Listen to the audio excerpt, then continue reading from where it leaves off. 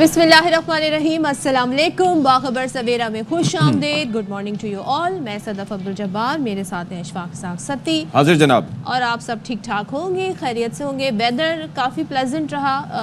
Saturday को थोड़ी सी drizzling हुई, आपकी तरफ हुई थी? रात गए मिट्टी की भीनी भीनी खुशबू आनी जब फील हुआ आपको? मुझे फील हुआ, मिट्टी की खुशबू भी आई। यानी कि आपकी नाक स्टफ्ड नहीं थी, अनलाइक मेनी अदर्स। मेजॉरिटी जो है उनके साथ मसला ये था। और फिर दूसरा ये था कि एक तो मसला ये है कि सुबह उठते साथ ही ऐसा लगता है कि जैसे आप ठीक नहीं है। दूसरा ये है कि बाहर निकल के अगर सड़क आपको गीली भी महसूस हो तो आप मुख्तलिफ अवामिल के बारे में सोचते हैं कि शायद किसी ने अपनी गाड़ी धोई हो तो उसकी वजह से वो पानी सड़क पे किसी ने अपनी टैंकी जो है वो खुली छोड़ दी हो, मोटर खुली छोड़ दी हो। हाँ। तो अच्छा, आपको पता है डिस्पाइट द फैक्ट कि बिल्स बहुत ज़्यादा आते हैं, अभी भी लोग ऐसे हैं कि जो मोटर चला के भूल जाते हैं। हाँ। क्योंकि पानी के टाइमिंग्स ऑड होते हैं तो इस वजह से खैर। लेकिन कुछ ऐसे जिम्मेदार लोग होते हैं, अपनी बात नहीं कर रही मैं, मेरे अलावा भी होते हैं जो ख्याल रखते हैं। मैं भी काफ़ी इन चीज़ों का ख्याल रखती हूँ। पानी अगर कहीं बह रहा हो, हाँ, पता नहीं मुझ में ऐसा कोई अंदर कीड़ा है कि पानी कहीं बह रहा हो, हाँ, घर के किसी भी कोने में बिला वजह मैं जाती हूँ और जाके उसे खुद ही बंद कर देती हूँ। सेम विद द कमर्शियल की आवाज़। टीवी कोई भी घर में देख रहा हो, कमर्शियल की आवाज़ क्योंकि लाउड होती है, समहाउ वो अटेंशन ग्रैब करने को कमर्शियल की आवाज़ हमेशा लाउड होती है। मैं कहती हूँ प्लीज़ इसको वॉल्यूम डालो। अच्छा भाई, मौसम की हम लोगों ने बात की ना काफ़ी, तो अमेरिका में काफ़ी इस वक्त सिचुएशन और चल रही है। 7 रियासतों में तूफ़ानी कैफियत है, बर्फ़ानी तूफ़ान का सामना है और टेम्परेचर्स आर -29 कुछ जगहों पर। तो इमरजेंसी वहाँ पर नाफिज की गई है। लाखों अफराद कहा जा रहा है कि वहाँ पर मुतासिर है। तो आप अंदाज़ा कीजिए कि -29 डिग्री सेल्सियस में क्या हशर हो रहा और अगर आप अमेरिकन ज्योग्राफी देखें तो वहाँ का जो मेजर हिस्सा है वहाँ पर तो लोग रहते ही नहीं हैं, क्योंकि या तो वो सहराई इलाका है या फिर वहाँ इस तरह के तूफान और इस तरह की चीज़ें आती हैं। तो वहाँ पर कोई हाउसिंग स्कीम्स बना के हमें शिफ्ट करने का सोचे है ना? हाँ, पूछेंगे हम, डोनाल्ड ट्रंप साहब से पूछ लेते हैं। वैसे बड़े हामी है लोगों को ना बुलाने के। अभी आने दें उन्हें, फिर पता चलेगा। चलिए कहेंगे ना फिर आगे, he seems like a nice guy, let's invite him over। खैर जनाब, बात कर रहे थे हम पाकिस्तान से निकल के अफ्रीका का रुख करते हैं। अब अमेरिका से निकल के अफ्रीका का रुख करते हैं, जहां पर भाई आप लोग बड़े जो है वो आप सोचें कि कहां 194 रन पे पूरी टीम ढेर और कहां उसके बाद 200 रन से ऊपर की ओपनिंग पार्टनरशिप और बैटिंग पैराडाइज पे ये है पाकिस्तान क्रिकेट टीम की अनप्रेडिक्टेबिलिटी। लेकिन आप ये सोचिए जरा कि the people who are thinking and they are saying कि हो जी हमने ये कर लिया वो कर लिया। 615 रन बनाए साउथ अफ्रीका ने, आपने बनाए 194 रन, यानी कि 200 रन पे से नीचे आप ढेर हो गए। 400 रन के ऊपर डेफिसिट है और अभी उनकी सिर्फ एक बारी हुई है। तो no matter what you do, अभी भी एक विकेट गिरी है, बाबर आजम आउट हो गए, Khurram is at the crease. मुझे लगता है कि अब भी, मुझे बुरा कहें ट्रोल कहें जो करें मर्जी, लेकिन मुझे लगता है कि हम इनिंग से हार जाएंगे। लेकिन साइम को हम जरूर मिस कर रहे हैं, बिकॉज प्रैक्टिकली 2 डाउन। हाँ, साइम इंजर्ड हो गए और मेरी तो सबसे ज़्यादा धड़कन उस वक्त तेज़ हो गई। मैंने कहा भाई चैंपियंस ट्रॉफी तो फैब में होनी है, तो साइम जब तक ठीक हो जाए नहीं he won't be able to. लेकिन बात ये है कि because he is got a fracture, तो शुक्र है कि यहाँ पर डॉक्टर्स के हत्थे नहीं चढ़ रहे, तो वो लंदन उन्हें भेजा जा रहा है। और मोहसिन नकवी साहब कह रहे हैं मैं इस चीज़ को भरपूर देख रहा हूँ। लेकिन ये है कि जो दूसरी इनिंग है, ज़रा उस पर आ जाते हैं। पहली इनिंग की हम क्या ही बात करें, छोड़े जाने दें। दूसरी इनिंग की बात करते हैं। दूसरी इनिंग में कप्तान शान मसूद, जैसे कि अशफाक ने भी बताया, बाबर आजम ने पहली विकेट पर 205 रन की शिराकत बनाकर अच्छा कमबैक करने की कोशिश की। So it was a good start to be honest. और ज़रा हम देख लेते हैं कुछ मनाजिर दूसरे इनिंग्स के। जी, तो ये सिचुएशन रही, तो अब ज़रा बात कर लेते हैं इस पे। हमारे साथ मौजूद हैं एंकर पर्सन नजीबुल हसनैन, माशाल्लाह से खेलों पर भी नज़र रखते हैं और आजकल अभी हैं क्या हमारे साथ? गुड मॉर्निंग नजीब भाई, गुड मॉर्निंग जी। बताइए भाई नजीब। गुड मॉर्निंग, अस्सलाम वालेकुम भाई। हमारे दिलों की धड़कनें तो फौरन तेज हो जाती हैं और माशाल्लाह से रमीज़ राजा साहब जितने एक्साइटेड नज़र आ रहे थे, मैं इतना नहीं था, क्योंकि पहली इनिंग्स में तो हमने कुछ भी नहीं किया और डेफिसिट है 400 रन का, यानी कि अभी भी 200 रन बाकी हैं। एक विकेट गिर गई है, यानी कि गेट खुल चुका है। तो मैं तो इतना कोई अभी भी ऑप्टिमिस्टिक नहीं हूँ। Your thoughts? कह रहे हैं फ्लड गेट खुल गया। हाँ, फ्लड गेट ही खुलता है हमारा जी। 208 रन टू बी एग्जैक्ट, हम we still trail by that. और बिल्कुल सही कहा है आपने अशफाक, हम ये बोल रहे हैं कि अब बड़ी टीमें ना फॉलो ऑन नहीं लेती हैं। उसका एक रीजन होता है कि आपकी बॉलिंग ड्रेन हो जाती है, आपके फील्डर थक जाते हैं। वो थकावट की वजह से पाकिस्तान को इतना अच्छा आगाज मिला है। जो हम बात करते हैं ना हमेशा से कि आप टोन सेट करते हैं, فرسٹ اننگ میں پاکستان اس میں بری طرح ناکام ہو گیا. آپ کے بالرز بے بس نظر آ رہے تھے, آپ کی بالنگ میں ڈیپتھ نہیں ہے, آپ کے پاس کوئی اسپیشلسٹ اسپنر نہیں ہے, آپ کے بالرز جو 135-40 والے تھے وہ بھی 122-25 پر آ گئے. تو اس کے بعد آپ کیا ایکسپیکٹ کریں گے؟ مطلب آپ ان کی طرف سے دیکھیے, ایک بڑی تگڑی ڈبل سینچری, 2 سینچریاں, 150, مہاراج نے کہا چلو 40 میرے بھی ڈالو. مطلب وہ تو سب رن کر رہے ہیں, 615. آپ کے والے ایسا لگ رہا تھا جیسے بور ہو رہے ہیں. مطلب وہ جو شاٹس کھیل رہے تھے, رضوان جس طریقے سے آؤٹ ہوئے, مجھے ایک مینٹیلٹی سمجھ نہیں آتی کہ T20 میں, ODIs میں ٹیسٹ کی مینٹیلٹی, اور ٹیسٹ میں آ کے بھی پتہ نہیں کون سی مینٹیلٹی, اور the way he gave his wicket away, مطلب میں حیران ہوا کہ آگے بڑھ کے what was he trying to do. Ashfaq کوئی T20 بھی کھیل رہا ہو نا تو یہ شاٹ کھیلنے سے پہلے سوچے گا. آپ کا اتنا بڑا ڈیفیسٹ چل رہا ہے, اتنے رنز بورڈ پہ وہ لگا کے چلے گئے ہیں, سائم ایوب ہے نہیں, اور آپ یہ ریش شاٹ کھیل رہے ہیں. And you have just lost Babar Azam, اس سے پہلے بابر اعظم. میں وہی تو کہہ رہا ہوں, آپ کو اس وقت وہ چیز سمجھنی چاہیے. پھر مہاراج نے جس طرح سلمان علی آغا کو آؤٹ کیا, وہ اب دیکھ ہی نہیں رہے ہیں کہ ابھی ابھی مہاراج آئے, تھوڑا سنبھل لیں, وہ کر لیں, وہ سٹمپ ہو گئے. پھر عامر جمال, یہ تو وہ وکٹ تھی, یہ وہ پچ تھی جہاں عامر جمال جیسے پلیئر کو 100 کرنے چاہیے, سعود شکیل کو 200 کرنے چاہیے. مطلب یہ لوگ اپنا ایون کامران غلام کی بھی اگر ہم یوٹیلائز نہیں کر رہے. اور نجیب, آپ نے کہا کہ ہمارا یہ جو بالنگ تھا بالکل ناکام رہی, اسی وجہ سے ساؤتھ افریقن ٹیم نے پہلی اننگز میں اتنا اسکور کیا. مجھے یہ بتائیے گا, جب شروع میں بات ہو رہی تھی کہ ٹیم میں فلاں کو لے کے کیوں نہیں گئے, ساجد کو لے کے کیوں نہیں گئے, نعمان کو لے کے کیوں نہیں گئے, تو اس کی بڑی توجیحات دی جا رہی تھی. نہیں جی دیکھیں, اس کو بھی تو لیا ہوا ہے, اس کو بھی تو لیا ہوا ہے. ناؤ واٹ ڈو یو سے کہ ہماری کیا ٹیم سلیکشن اس حساب سے ٹھیک نہیں تھی؟ اور ایک اور چیز میں ایڈ کروں گا, جو اسٹمپنگ کی بات کی تھی نا آپ نے, یار وہ بال یاد کریں سلمان علی آغا کو جو پڑی تھی, that was it self an indicator. میں وہی تو کہہ رہا ہوں نا, ابھی بھی مجھے سب سے زیادہ ڈر اس اننگ میں مہاراج سے ہی لگ رہا ہے, کیونکہ یہ آپ نے غلط ریڈ کیا ہے. چلو آپ, میں اس کو جسٹیفائی نہیں کر رہا, لیکن آپ نے غلط کیا, آپ نہیں لے کے گئے ساجد کو. نعمان تو تھا نا, کھلا لیتے. آپ نے نسیم شاہ کو کیوں نہیں کھلایا؟ اس میچ میں کھلانا چاہیے تھا, یہاں آپ کو تیز بالر چاہیے تھا. پچھلے میں اتنی ضرورت نہیں تھی, یہاں زیادہ ضرورت تھی. دیکھیں آپ کے پاس تو تیز بالر بھی تیز نہیں ہے نا اتنا. تو وہی میں بار بار کہہ رہا ہوں کہ آپ کی بالنگ میں ایسا کچھ نہیں تھا کہ آپ کچھ کاؤنٹر کرتے, کچھ الگ کرتے. آپ نے 6 بالر استعمال کیے, مینلی 5, کامران غلام کو تو کاؤنٹ ہی نہ کرے نا, 5 بالر استعمال کیے. 4 بالر نے تو بالنگ میں اپنی سینچری کرا دی, اور عباس کے 6 رن رہ گئے, ورنہ وہ بھی سینچری کرا دیتے.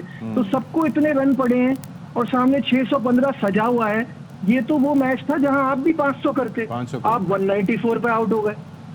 اور ویسے اوور آل اگر ہم یہ بتائیں کہ نعمان کو اگر کھلا لیتے تو آپ کو کم از کم بیٹنگ میں بھی تھوڑا شاید سہارا مل جاتا ہے ٹورڈز دی اینڈ, بیکاز مجھے ایسا لگ رہا ہے کہ اشفاق, جب آپ کے مین بیٹرز نہیں کر رہے تو نعمان سے ایکسپیکٹ کرنا یہ تو زیادتی ہے نا. آپ کے مین بیٹرز اپنی جاب پوری نہیں کر رہے, تو مطلب نعمان سے کیا آپ ایکسپیکٹ کر رہے تھے؟ وہ 200 رن کرتا ہے یہاں پہ, کیونکہ آپ کی جب تک دیکھیں یہ 4 پلیئرز ہیں جس میں بابر اعظم ہے, کامران غلام ہے, سعود شکیل ہے اور رضوان ہے. ان کو تو کرنا ہی کرنا ہے نا جب اتنا بڑا سکور ہے.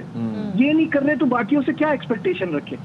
لیکن یہ جس طریقے سے بابر نے دیکھے دونوں میچ میں 50 کیے. اب 50 سے بات تھوڑی بنے گی اس طرح کی پچ پہ. آپ کو تو لمبا کھڑا ہونا ہے, لمبا سکور کرنا ہے. تو اب نجیب کیا سچویشن ہے, لائک اب کیا اسٹریٹجی ہونی چاہیے ٹو بی آنیسٹ میچ کو دیکھتے ہوئے؟ اب جو کرنا ہے وہ ساؤتھ افریقہ نے کرنا ہے, آپ نے تو برداشت کرنا ہے. مطلب آپ جتنی دیر تک کھڑے رہ سکتے ہیں کھڑے رہنا ہے. اب تو یہ چیلنج ہے. اچھا, میں تو یہی کہہ رہا تھا کہ اگر ہم, نجیب میں یہی کہہ رہا تھا وشفل تھنکنگ یہی ہو سکتی ہے, کیونکہ میں تو یہی کہہ رہا ہوں کہ ابھی بھی چانسز آر کہ ہم ابھی بھی ہو سکتا ہے اننگ سے ہار جائیں, لیکن اگر ہم کھڑے رہتے ہیں تو ہمیں میچ جیتنے کا کوئی چانس پیدا کرنا ہے اور اینڈ میں وکٹ سے فائدہ اٹھانا ہے, کہ تو کم از کم 600 رن ہمیں بنانے ہوں گے اس ٹیم کے ساتھ, ماشاءاللہ, تاکہ 200 کا ٹارگٹ ہے. آپ کی طرف سے نہ ہے اشفاق. یار آپ مذاق اڑا, میں آنیسٹلی کہہ رہا ہوں بھائی 600 بنائیں گے تو ان کو 200 تک کا ٹارگٹ ملے گا. مجروح ہوئے ہوئے. میں صدف آپ کو ایک بات بتاؤں, کیونکہ اشفاق بھی کھیلتا ہے, میں بھی پہلے کھیلتا تھا, اب ہم میچز دیکھتے بہت زیادہ ہے. جیسے جیسے ٹورڈز دی اینڈ آتا جائے گا نا, اگر یہ سروائیول ہو بھی رہا ہوگا, وہ تو مجھے لگتا نہیں ہے پہلے تو, جیسے جیسے ٹورڈز دی اینڈ آتا جائے گا آپ پینک کریں گے اور آپ کی وکٹیں گریں گی. تو یہ تو ٹیسٹ کرکٹ میں ہوتا ہے نا. اس ایکسٹرا آرڈینری کچھ کرنا ہوگا یہاں سے میچ بچانے کے لیے. At least they can put up a good fight, at least یہ میری امید ہے.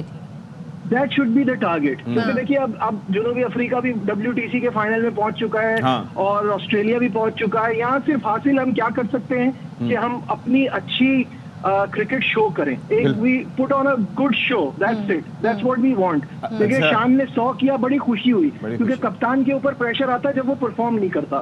بابر کے 50-50 ہوئے لیکن ٹھیک ہے چلیں گڈ, انہوں نے رنز کیے. اسی طرح سب اپنے اور ایک اچھا شو کریں. اچھا میں نجیب میں یہ کہہ رہا تھا کہ وہ کل جیسے خرم کو بھیجا گیا بابر کے آؤٹ ہونے کے بعد, تو میں نے آ کے یہی کہا کہ اب جیسے وہ اب گیٹس کھل گئے ہیں تو صدف اس پہ کہہ رہی تھی کون سا یہ فلڈ ہے جو آ جائے گا, لیکن میں نے کہا فلڈ گیٹ کھل گیا. فلڈ گیٹ واقعی فلڈ گیٹ ہی ہے نا, ہمیں تو ایک وہ they just need a chunk in the armour. بالکل ایسا ہی ہے. اور آپ نے دیکھے وہاں پہ بھی انڈیا والا میچ بھی دیکھا ہو تو یہی ہوا کہ ان کو پنت کی وکٹ اوور نائٹ مل گئی تھی تو باقی وکٹیں انہوں نے 16 رن پہ لی ہیں, 4 وکٹیں, اور وہاں سے وہ اتنے چھوٹے ٹوٹل پہ آؤٹ کیا کہ آسٹریلیا کے لیے پرابلم نہیں ہوئی. تو یہ تو ہوتا ہے جب آپ جاتے ہیں, آپ کو وہ جو بار بار کہتے ہیں نا جاب فنش کرنا, وہ اس کا مطلب یہی ہے کہ آپ جب آپ نے ٹائم گزارا ہے, آپ رک گئے, اب آپ بڑا کھیلیں. اچھا میں ایک چیز ضروری ہے, اگر ان کے میچ کی ذرا بات کر لیتے ہیں. پاکستان کا میچ تو ہو گیا, تو میں ذرا آپ سے ان کے تباہ کن بیٹر کی بات کریں سب سے پہلے. تباہ کن بیٹر کی بات کریں. کون سا اس کی ریکلٹن کی بات. نہیں میں ابھی ان کی میچ پہ آ گیا ہوں, وہ جو ان کا India versus Australia Border Gavaskar. بھائی میں یہ کہہ رہا تھا کہ آپ مجھے یہ بتائیے کہ یہ جو وراٹ کوہلی, آپ کو پتہ ہے میں نے اس سے متعلق سٹوری بھی لگائی because I was feeling very sympathetic کہ یار دیکھو اتنا بڑا پلیئر اور اس طریقے سے آؤٹ سائڈ ایج لگ کے آؤٹ ہو رہا ہے. لیکن وہ جو جس طریقے سے what he was doing in the ground کہ جیبیں نکال کے پاکٹس نکال کے, آئی مین یو آر پرفارمنگ نیل. اور اس کے اندر لوگ کیا کامنٹس کر رہے ہیں نیچے کہ یہ آپ کی پرفارمنس ہے جو جیبیں نکال کے آپ دکھا رہے ہیں کہ I perform nothing. Your thoughts on that? یار مجھے تو ایک کسی نے بڑا اچھا کامنٹ لکھا, مجھے بہت ہنسی آئی. اس پہ کہہ رہے ہیں وراٹ کوہلی کا یہ حال ہے کہ وہ دھکا مکی پہ آ گئے. تو کہنے کا مطلب یہ ہے کہ جو انہوں نے کانسٹنس کو دھکا لگایا اور وہ سب, اب اتنے بڑے پلیئر پہ یہ سب سوٹ نہیں کرتا. But this is what happens when you are so out of form کہ آپ ایک ہی طرح سے آؤٹ ہوئے جا رہے ہیں. وہی آپ آف اسٹمپ کے باہر بال کو چیز کرتے ہیں, 5ویں 6ویں اسٹمپ تک جاتے ہیں, کور ڈرائیو کے چکر میں آپ کا نک لگتا ہے, پیچھے چلا جاتا ہے. صحیح ہے. اسکاٹ بولینڈ نے تو ان کو بالکل پریشان کر کے رکھا ہوا تھا. Scott Boland should get a permanent spot. ہاں آف کورس یار, دس از انفیئر کہ because of Cummins, Starc, Hazlewood ان کی جگہ نہیں بن پاتی. لیکن پہلی اننگ میں 4, دوسری اننگ میں 6, ہی واز جسٹ فینومینل. اور the way he was bowling بہت ہی شاندار.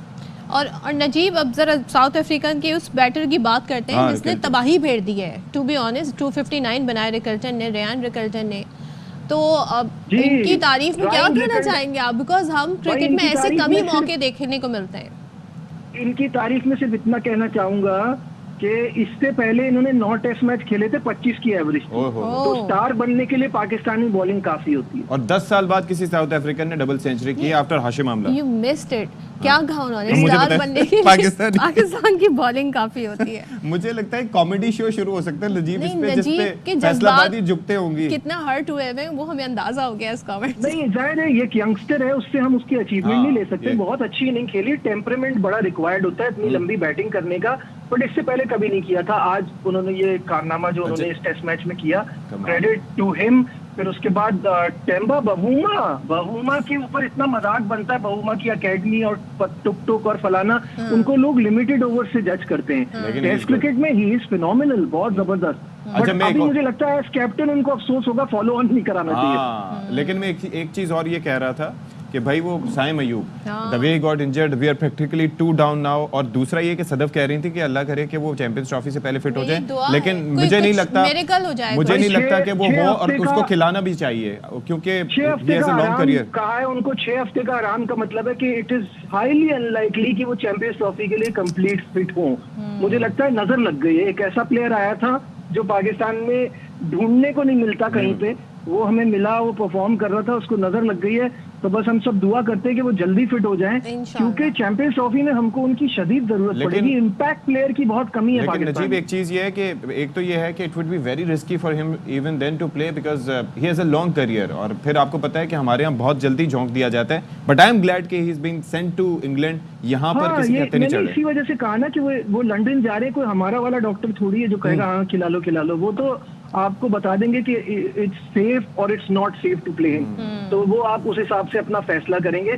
تو اچھا ہے کہ محسن نقوی صاحب نے کہا ہے ہم تمام ریسورسز یوز کریں گے اس کے ریہیب کے لیے, اور یہ ہونا چاہیے. انڈیا کو وہاں پریشانی ہو گئی, بمراہ کو جو بیک اسپیزم آیا ہے, انہوں نے بھی بہت اچھا کیا کہ ان سے اوور نہیں کرایا, کیونکہ وہ جلدی ریکوری چاہتے ہیں ان کی. ہم بھی یہ چاہتے ہیں کہ سائم ایوب جو ہے وہ جلدی ریکور ہو جائیں اور پاکستان کو بہت عرصے تک سرو کرتے رہیں انشاءاللہ. Let's hope for the best. Thank you so much Najib, آپ ہمارے ساتھ تھے صبح سویرے. اور بھائی تھوڑا سا اپنے کہتے ہیں نا غم غلط بھی کرتے ہیں جب ہم کرکٹ پہ, تو ذرا ناراض نہیں ہو کرکٹ فین یا جس کا جو بھی فین ہے, جس بھی پلیئر کا جو بھی فین ہے, یہ ہم اوور آل کرکٹ کی بات کر رہے ہوتے ہیں. مقصد ہمارا یہ ہوتا ہے اس تنقید سے کہ وہ اصلاح ہو جائے. محبت ہے. میں یقین کریں I was rooting for Babar Azam کہ بھائی scores a century and he was so close and then he got out playing a shot that was needed. بھائی بیٹنگ پیراڈائز ہے یہ وکٹ یار, اور وکٹ کوئی ایسا اوور نائٹ چینج بھی نہیں ہوا, تو کم از کم یہ ہے کہ آپ کریں. پلس بالرز میں why didn't you play Nauman, کیوں نہیں کھلایا بھائی آپ نے, کیا آپ کے ساتھ مسئلہ ہے؟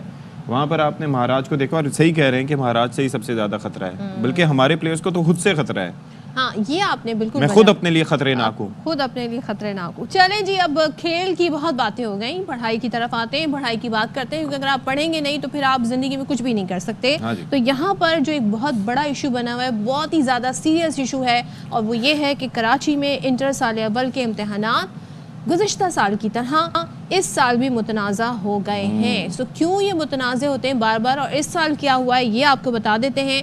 کامیابی کا تناسب جو سامنے آیا ہے, پری میڈیکل میں 33%, جبکہ پری انجینئرنگ میں 29% آیا ہے. So intermediate pre medical first year کے طلبہ نے انٹر بورڈ آفس کے باہر پھر احتجاج بھی کیا اور کہا کہ جی ہمارے نتائج کو دوبارہ سے ریویو کیا جائے. اب طلبہ کا کہنا ہے کہ میٹرک میں 85% سے زائد نمبر لینے والوں کو 50% سے بھی کم نمبرز دیے گئے. اچھا, وہ سارا ملبہ جو ہے جنہوں نے بھی ساری چیکنگ کی ہوگی, اسکروٹنی کی ہوگی. اچھا, اس کے اندر ایک اور چیز بھی سامنے آئی تھی کہ یہ جو ہے جو چیکنگ کا معیار ہے وہ بڑا ناقص ہے. ایک تو یہ بھی, اور پہلے بھی ہم نے کہا تھا کہ وہ مطلب فیملی ممبرز جو ہیں وہ چیکنگ کر رہے ہوتے ہیں, اتنا کیجولی اس چیز کو لیا جاتا ہے اور اتنا مطلب اس پہ توجہ نہیں دی جاتی. پھر دوسرا یہ ہے کہ یہ معاملہ سندھ اسمبلی بھی پہنچا, جہاں پر ارکان کے درمیان گرما گرم بحث ہوئی اس معاملے پہ, اور طلباء کے احتجاج پر سندھ حکومت حرکت میں آئی اور چیئرمین انٹر بورڈ امیر قادری کو عہدے سے ہٹا کر اضافی چارج. بیانات ڈاکٹر فاروق ستار نے اس میں پوری ایک بھرپور پریس کانفرنس کی. اس کے بعد سندھ حکومت کی جو ترجمان ہے سعدیہ, ان کی جانب سے جو بیانات آئے تو اس نے اس ایشو کو ایک ڈفرینٹ ہی اینگل دے دیا ہے. اچھا, تو اب چارج دیا گیا ہے چیئرمین میٹرک بورڈ شرف علی شاہ صاحب کو, اور تحقیقاتی کمیٹی بھی بنا دی گئی ہے. تو اسٹوڈنٹس مطمئن پھر بھی نہیں ہیں. اچھا, میں رات کو جو اپڈیٹ پڑھ رہی تھی, جو طلبہ احتجاج کریں اب تک آئی گیس صرف 84 طلبہ ہیں ایسے جنہوں نے اپنی کمپلین باقاعدہ طور پہ ریٹن لانچ کی ہے, جو طریقہ کار ہے کہ ہمیں جی ہمارے نمبر ریویو کیے مزید کرنے چاہیے. جی اس سے پروٹیسٹ نہ کریں. تو ہمارے ساتھ کون ہیں؟ انور خان صاحب ہمارے نمائندے ہمارے ساتھ موجود ہیں. بھائی انور خان, یکایک یہ کیا ماجرا ہو گیا؟ وہ کہتے ہیں ایک پیٹرن ہوتا ہے نا کہ آپ نے میٹرک میں اچھے لے لیے تو بس سمجھ سکتے ہیں کہ آگے بھی کہانی اچھی ہوگی, لیکن یہ ہوا کہ آپ کی اسیسمنٹ کیا رہی؟ دیکھیں, ہم گفتگو آغاز یہاں سے کرتے ہیں کہ انٹر پری میڈیکل کے اندر 19,000 طالب علم اس سال جو امتحانات کے اندر فیل ہوئے ہیں, جبکہ پری انجینئرنگ کی بات کی جائے گی تو 22,000 میں سے صرف 6,000 طالب علم پری انجینئرنگ کے اندر کامیابی حاصل کر سکے ہیں. اور دوسری سب سے اہم بات یہ ہے کہ میٹرک اس کی جو چیئرمین ہے انٹر بورڈ کے پروفیسر امیر حسین قادری کے, جن کے بارے میں یہ بتایا جا رہا ہے کہ ان کو نتائج کی بنیاد کے اوپر ہٹایا گیا, ایسا کچھ بھی نہیں ہے. ان کو اس منصب سے عارضی طور پر سبکدوش کیے جانے کا بنیادی وجہ یہ سامنے آئی ہے کہ وہ بغیر اطلاع کے IPCC جو کہ تمام تعلیمی بورڈ کے چیئرمین کی کمیٹی ہوتی ہے اس کو اطلاع دیے بغیر برطانیہ چلے گئے تھے, جس کے حوالے سے ان کو شو کاز نوٹس جاری کیا گیا ہے. تو اب تک جو ہے وہ نتائج کے حوالے سے ان کو نہیں ہٹایا گیا ہے, اور یہ اضافی ذمہ داری جو ہے وہ سیکرٹری کے عہدے پر ابھی بھی فائز ہے نا, وہ صرف بتائے بغیر گئے تھے تو اس پہ انہیں ہٹایا گیا, یہ چکر ہے جی, اس پہ ہٹایا گیا. تو نتائج کے حوالے سے جو بات ہو رہی ہے, نتائج کے حوالے سے اب تک جو قائم مقام چیئرمین ہے, جو میٹرک بورڈ کے بھی چیئرمین ہے CS شرف علی شاہ, انہوں نے ایک کمیٹی تشکیل دے دی ہے. وہ کمیٹی 1 ماہ کے اندر جو ہے اپنی رپورٹ پیش کرے گی. لیکن اگر ہم ماضی کے اندر جائیں گے تو ماضی کے اندر پروفیسر نسیم احمد جو سابق میٹرک بورڈ کے چیئرمین, سابق انٹر بورڈ کے چیئرمین ہیں, ان کا بیان ریکارڈ کے اوپر موجود ہے کس طرح کاپیوں کی جانچ پڑتال کی جاتی تھی. بہرحال جو سپلائی کے ساتھ ساتھ جو دیگر اساتذہ تنظیمیں ہیں وہ اس بات پہ شدید اعتراض کرتی ہے کہ طریقہ امتحان اور جانچ پڑتال انتہائی ناقص اور نامناسب ہے. البتہ یہ تمام کی تمام کاپیوں کی جانچ پڑتال کے اندر سپلا سب سے آگے ہوتی ہے. تو اب سپلا سے بھی یہ پوچھنا چاہیے کہ وہ کون سے اساتذہ ہیں جو کہ کاپیوں کی جانچ پڑتال کے اندر اپنا انور ایک چیز مجھے بتا دیں, اب تک کتنے اسٹوڈنٹس جو ہیں انہوں نے باقاعدہ طور پر ری چیکنگ کے لیے اپلائی کیا ہے؟ کیونکہ جو نمبر, جو پرسنٹیج ہے جو پاس نہیں ہوئے یا جو احتجاج ہو رہا ہے, اس سے بہت ہی کم نمبرز ہمیں نظر آ رہے ہیں جنہوں نے باقاعدہ درخواست دی ہے. جی دیکھیے, اس کی بنیادی وجہ یہ بنی تھی کہ طلباء و طالبات اور والدین ابہام کا شکار تھے, اور اب واضح صورتحال سامنے آئی ہے. انٹر بورڈ کے جو قائم مقام چیئرمین ہیں, اب انہوں نے اس بات کا اعلان کر دیا ہے کہ تمام کے تمام وہ طالب علم جو کہ اس بات کے اوپر اپنے تحفظات رکھتے ہیں وہ اپنی اسکروٹی فارم جمع کرائیں. تو کم و بیش اب تک 250 سے زائد درخواستیں جو ہے وہ موصول ہو چکی ہیں, اور ساتھ ساتھ جو انٹر بورڈ کے سبکدوش کیے جانے والے جو چیئرمین ہیں پروفیسر امیر حسین قادری, وہ اس بات کے لیے بھی تیار, پروفیسر حسین قادری اس بات کے لیے تیار ہیں کہ وہ تمام کے تمام طالب علم اپنی کاپیوں کی جانچ پڑتال اپنی والدین کی موجودگی کے اندر کر سکتے ہیں. وہ نتائج سے مکمل طور پر مطمئن ہیں.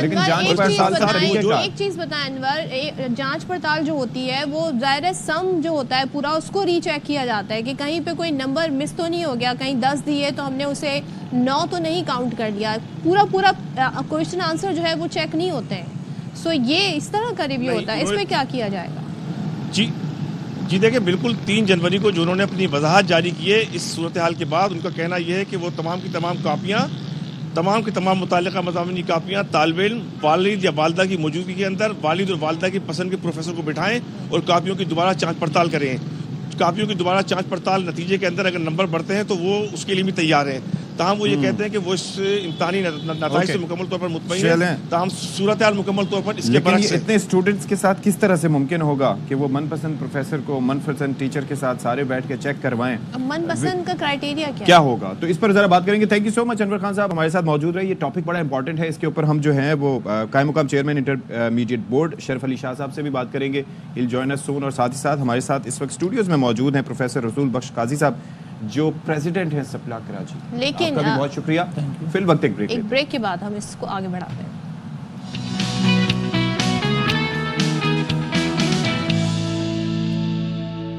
Welcome back once again. تو کہاں تک انٹر کے نتائج کا معاملہ جائے گا, کیسے سارٹ آؤٹ ہوگا, اس پر بات کر لیتے ہیں. ہمارے ساتھ موجود ہیں قائم مقام چیئرمین انٹرمیڈیٹ بورڈ شرف علی شاہ صاحب. تھینک یو سو مچ. اور اسٹوڈیوز میں ہمارے ساتھ موجود ہیں صدر سپلا کراچی ریجن پروفیسر رسول بخش قاضی صاحب. شاہ صاحب, آپ کی اجازت سے میں رسول بخش صاحب سے بات کرنا چاہوں گی. تھینک یو سو مچ. سب سے پہلے بتا دیں تحفظات کیا کیا ہیں اور ابھی تک اس میں آپ کا رول کیا ہے, رول آپ کیا پلے کر سکتے ہیں اور کیا کر رہے ہیں؟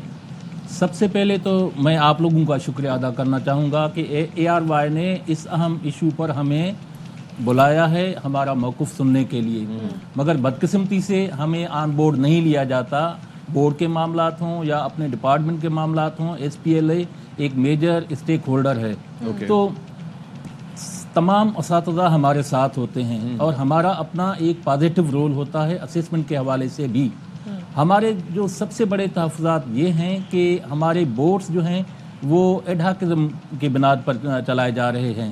ہمارے مستقل چیئرمین نہیں ہوتے, یعنی امتحان کے دوران بھی 3 چیئرمین چینج ہوئے. جی ہمارے مستقل کنٹرولر ایگزامینیشن مقرر نہیں کیے جاتے. تقریباً 18 سال سے مختلف بورڈز میں ہمارے مستقل ایگزامینیشن کے کنٹرولرز نہیں ہیں. اچھا, اس کے علاوہ ہمارے بورڈ کے سیکرٹریز کئی سالوں سے مقرر نہیں کیے جاتے. جو بھی لائے جاتے ہیں ٹیمپرری بیسس پر. ایک سال میں اگر آپ 3 4 چیئرمینس مقرر کریں گے اور ایگزام سے ایک دن پہلے جو گزشتہ جو ہمارا اینوئل ایگزامینیشن ہوا تھا, نسیم شاہ صاحب کو ایگزامینیشن سے ایک دن پہلے ہٹا دیا گیا. جو نیا چیئرمین آئے گا تو وہ معاملات کو پہلے سمجھے گا, اس کے بعد جو کوئی عملی کام وہ کر سکے گا. مجھے ایک چیز شاہ صاحب, مجھے آپ ذرا یہ سمجھائیے گا کہ اب آپ کے پاس دوہری ذمہ داریاں ہیں. ایک تو میٹرک بورڈ کو آپ آلریڈی دیکھ رہے ہیں, یہ جو انٹرمیڈیٹ بورڈ کو, یہ ہم حکومتی معاملات پر بھی ہم یہ بات کرتے ہیں کہ کنسسٹنسی از دا کی. یعنی کہ ایک بندہ جو کسی جگہ جاتا ہے فوراً سمجھنا بھی اس کے لیے مشکل ہوتا ہے, اور دوسرا یہ ہے کہ اگر وہ مستقل رہتا ہے تو پھر چیزوں کو وہ ٹھیک بھی کر سکتا ہے. آپ کی اس بارے میں رائے کیا ہے کہ یہ مسئلہ دراصل ہوا کیا ہے اور کنسسٹنسی کیوں نہیں ہے؟ مطلب ظاہر ہے کہ اس طرح کے معاملات یہ گورنمنٹ کے معاملات ہوتے ہیں, جو ڈیسیشن اس پہ میں کامنٹ نہیں کر سکتا کہ وہ کیوں اور کیسے جو ہے وہ. میں کمپیریٹیولی بات کر رہا ہوں کہ consistency should be there. Yeah, it should be there. Consistency should be there, and selection of officers on merit should be preferred. وہ تو بات ہے, I do agree with it. جی, تو ابھی یہ ذرا فرمائیے گا کہ اس وقت ایشو جس کی ہم بات کر رہے ہیں, مطلب وہ اسٹوڈنٹس جو کہ पहले 85% अगर मार्क्स ले रहे हैं मैट्रिक में, और फिर अभी उनके 50 से भी कम आ रहे हैं, और फिर चेकिंग के भी इश्यूज हैं, और फिर कुछ ये भी शिकायत आई थी कि जी चेकिंग के मामलात भी ऐसे कैजुअली उसको देखे जाते हैं। कुछ हमारे रिपोर्टर्स ये भी रिपोर्ट कर रहे थे कि रिलेटिव्स वगैरह चेक कर रहे हैं, पता नहीं क्या क्या हो रहा है, घरों में ले जाए जाते हैं। आपकी इस बारे में अब तक तहकीक क्या कहती है? एक बात ये है कि कतई जो है ये पेपर्स जो है साइंस के और जो है जितने भी साइंस के जो है pre engineering, pre medical, computer, वो कई घरों पे नहीं जाते। इस बात की मैं तस्दीक करता हूँ। सेंट्रल असेसमेंट होती है, हमारे 3-3, 4-4 जो है वो सेंटर्स बनते हैं जहाँ पर प्रोफेसर टीचर्स आके अपने पेपर्स जो है चेक करते हैं, डेली के बेस पे होते हैं, और जो है वो शिफ्टों में बैठते हैं और वहाँ पे चेक होते हैं। लेकिन जो है ये कतई बात गलत है, घरों पर जाती है, उससे पहले हो सकता है, लेकिन वो भी फकत आर्ट्स ग्रुप के पेपर्स होते होंगे जो पहले जाते थे। अब काफी जमाने से जो है सेंट्रल असेसमेंट होती है वहाँ पर। नंबर 2 कि एक जो है वहाँ पे जो है एग्जामिनर होता है, फिर जो है वो उसके साथ जो है 2 असिस्टेंट हेड एग्जामिनर, फिर हेड एग्जामिनर, वो 2 उसके साथ होते हैं। वो जो है जो एग्जामिनर चेक करता है, असिस्टेंट हेड एग्जामिनर देखता है, फिर हेड एग्जामिनर देखता है, उसके बाद वो जो है वो असेसमेंट को फाइनल करा दिया जाता है। तो इस तरह से अगर किसी बच्चे को जो है कोई ग्रीवेंसेस है तो हम डेफिनेटली उसको एड्रेस करेंगे। कैसे और हमने एड्रेस जो है करेंगे? यहाँ पे बड़ा इस पर डिबेट भी हो रही है कि अपनी पसंद का टीचर होगा तो उसको वो चेक करेगा, वालिदैन जो है जिसको पसंद करेंगे। Is it possible? नहीं, हाँ, हम तो अपने हेड एग्जामिनर को बुलाएंगे, वो जो रीअसेस दोबारा कर चुका होगा, और अगर कुछ होगा तो वो अपने पॉइंट्स नोट कर चुका होगा कि इसमें कुछ चेंजेस हो सकती है, नहीं हो सकती, मार्क्स में कोई चेंज हो सकती है।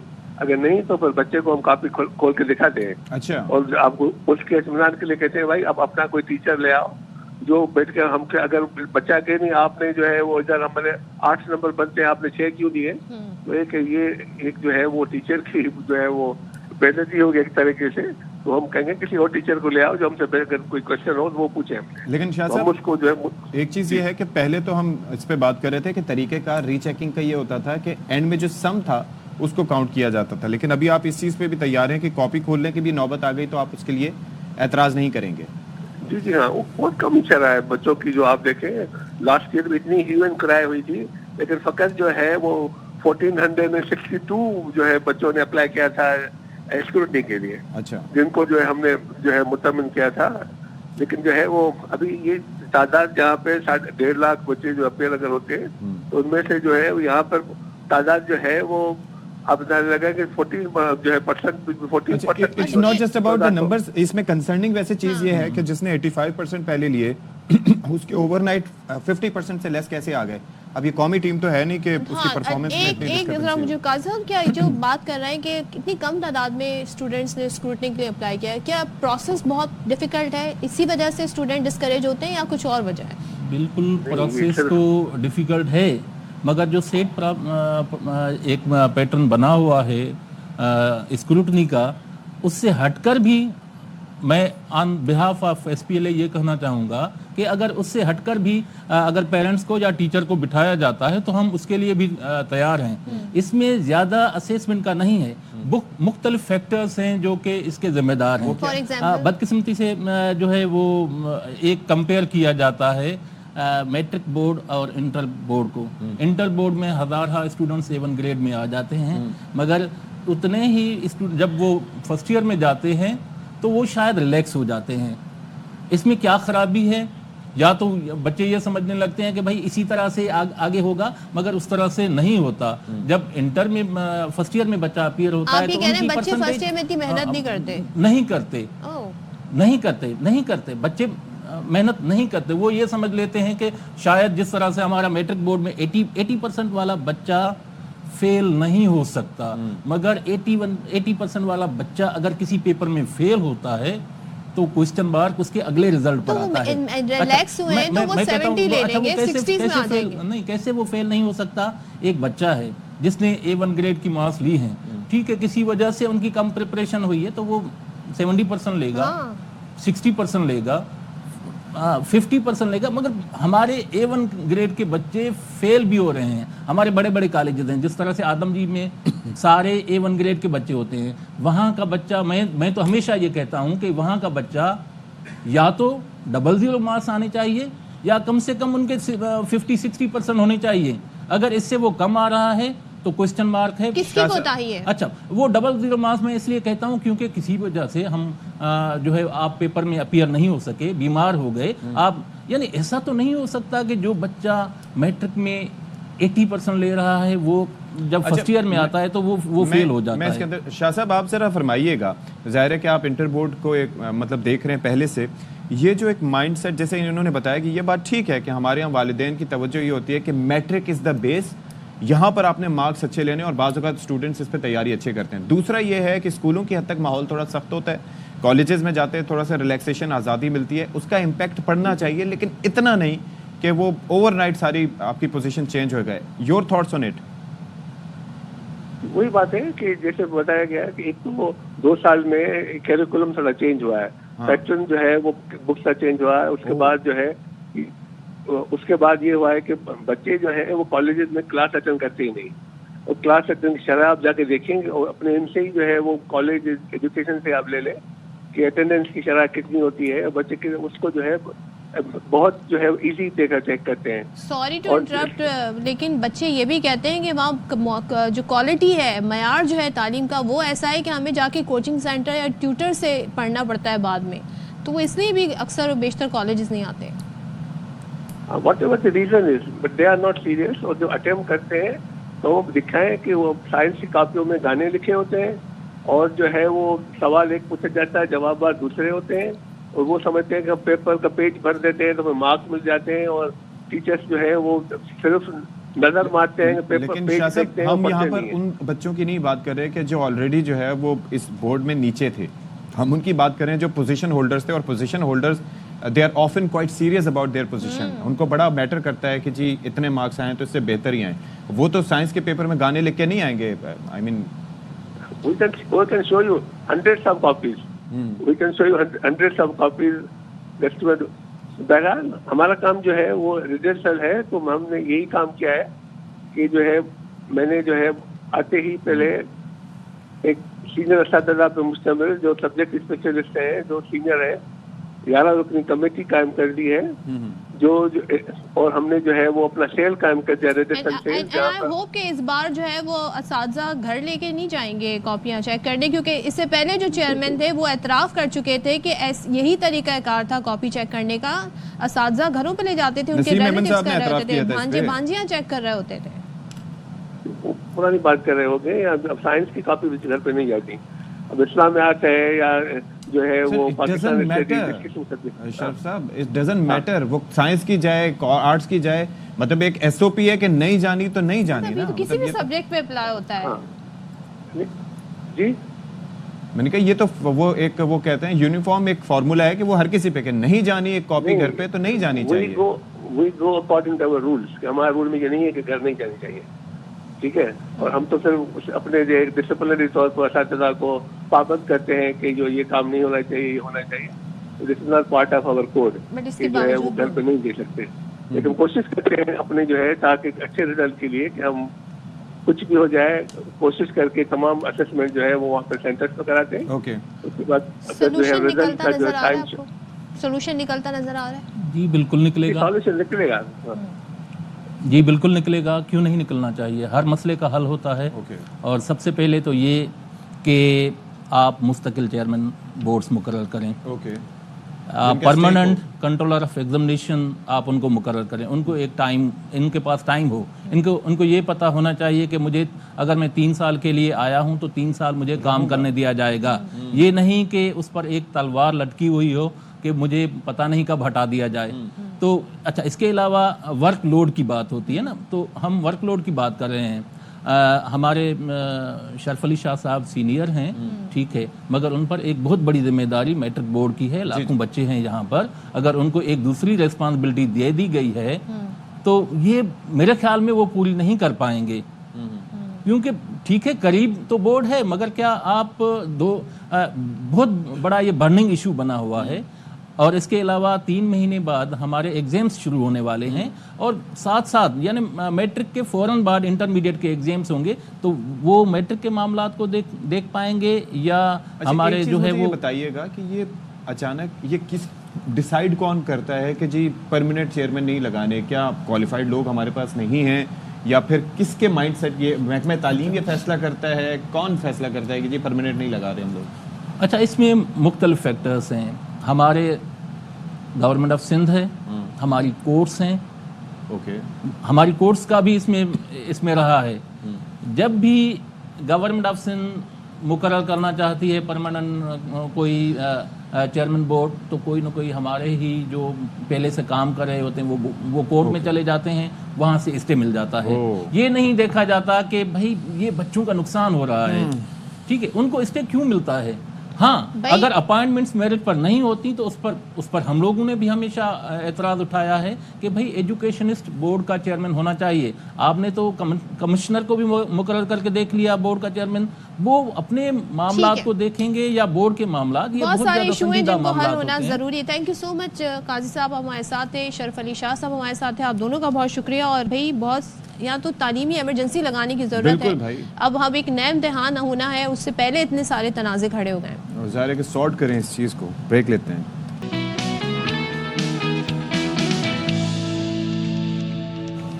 کیا ہے؟ Welcome back once again. اور اشفاق، آپ کو پتہ ہے حکومت کافی خوش ہے اور حکومت کہہ رہی ہے مہنگائی کی شرح میں کمی ہو گئی. ایک تو یہ پتہ نہیں کون سی شرح ہے بھائی.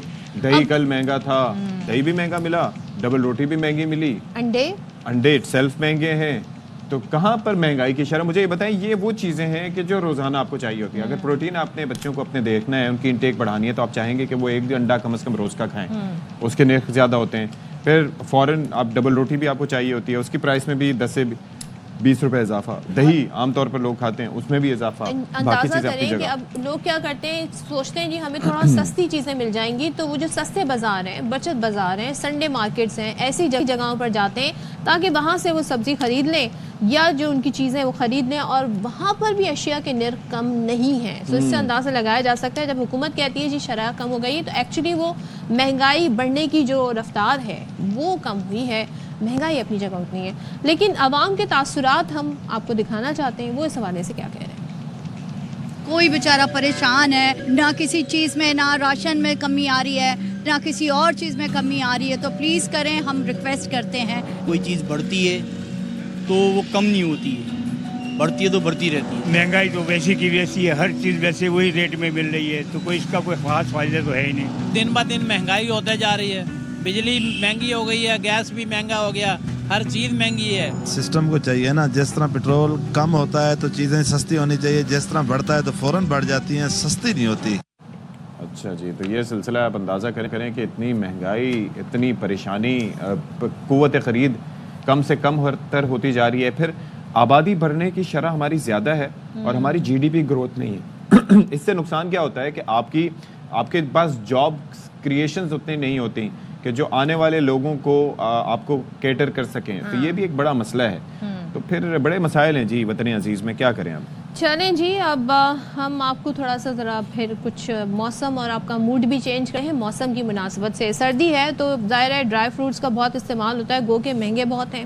جو لوگ افورڈ کر سکتے ہیں وہ کریں. تو پشاور کی بات کر لیتے ہیں. وہاں پر مختلف قسم کے پھلوں اور ڈرائی فروٹ کی منفرد نمائش کا انعقاد کیا گیا، وچ از ویری گڈ. اور اس حوالے سے ہم آپ کو دکھائیں گے نواب شیر کی رپورٹ. پشاور میں سجی پھلوں اور خشک میوجات کی منفرد اور انوکھی نمائش، جس میں سوات کے سرسبز خطے کے 42 سے زائد اقسام کے خوبصورت مالٹوں اور 8 اقسام کے میٹھے کینو سمیت لیمبو کو دیکھتے ہی سب کا منہ کٹھا میٹھا ہو گیا. 87 سٹرس فروٹس کی ورائٹیز ہے، جس میں 42 ورائٹیز ہمارے پاس مالٹے کے ہے، 8 ورائٹیز ہمارے پاس کینو کے ہے، اس میں ہمارے پاس لیمن کی 6 ورائٹیز ہے. نمائش میں وادی کالام کے دل فریب اور لذیذ 56 اقسام کے سیب اور خیبر پختونخوا کی سوغات، اخروٹ کی منفرد قسموں نے سب کو حیران کر دیا. ایپل کے ہمارے پاس 59 ویرائٹیز ہے.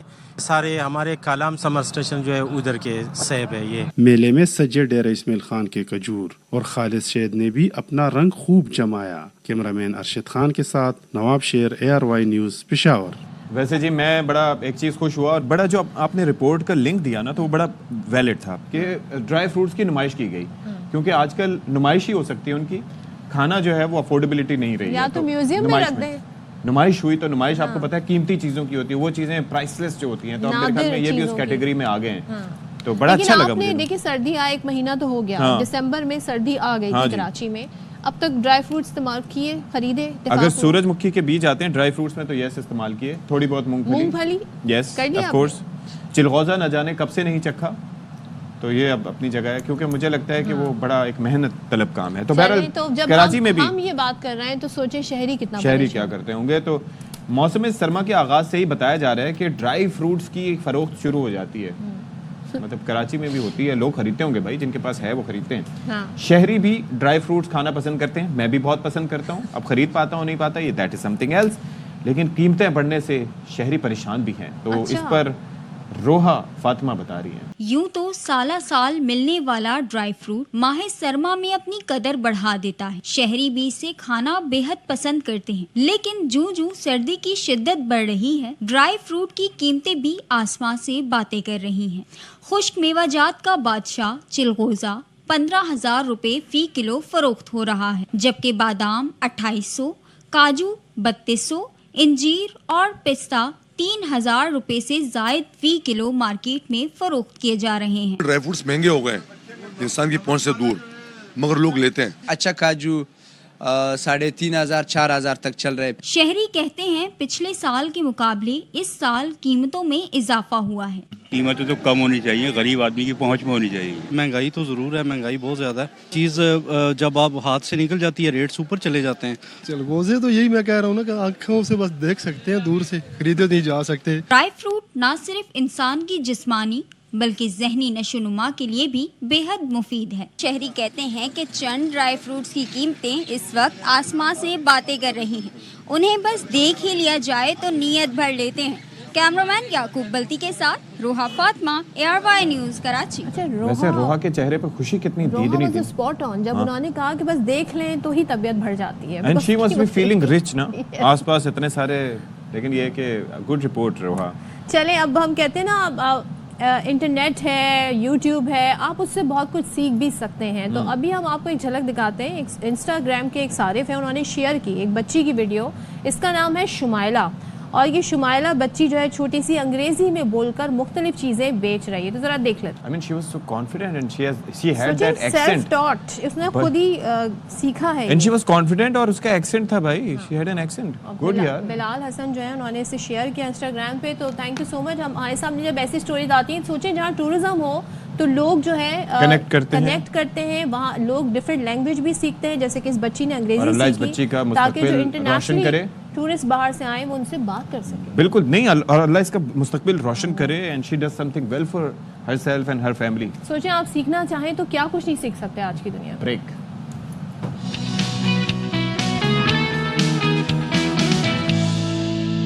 سامعین و حاضرین سب کو میری جانب سے اور صدف عبد الجبار کی جانب سے ایک بار پھر سے بہت بہت سلام عرض ہو, اور ملک کے طول و عرض میں اور پاکستان سے باہر جہاں جہاں جس مقام پر آپ ہمیں دیکھ رہے ہیں, آپ سب کا خیر مقدم کرتے ہیں ہم اپنے شو میں, اور امید ہے کہ آپ لوگ بالکل ٹھیک ٹھاک ہوں گے اور خیریت سے ہوں گے.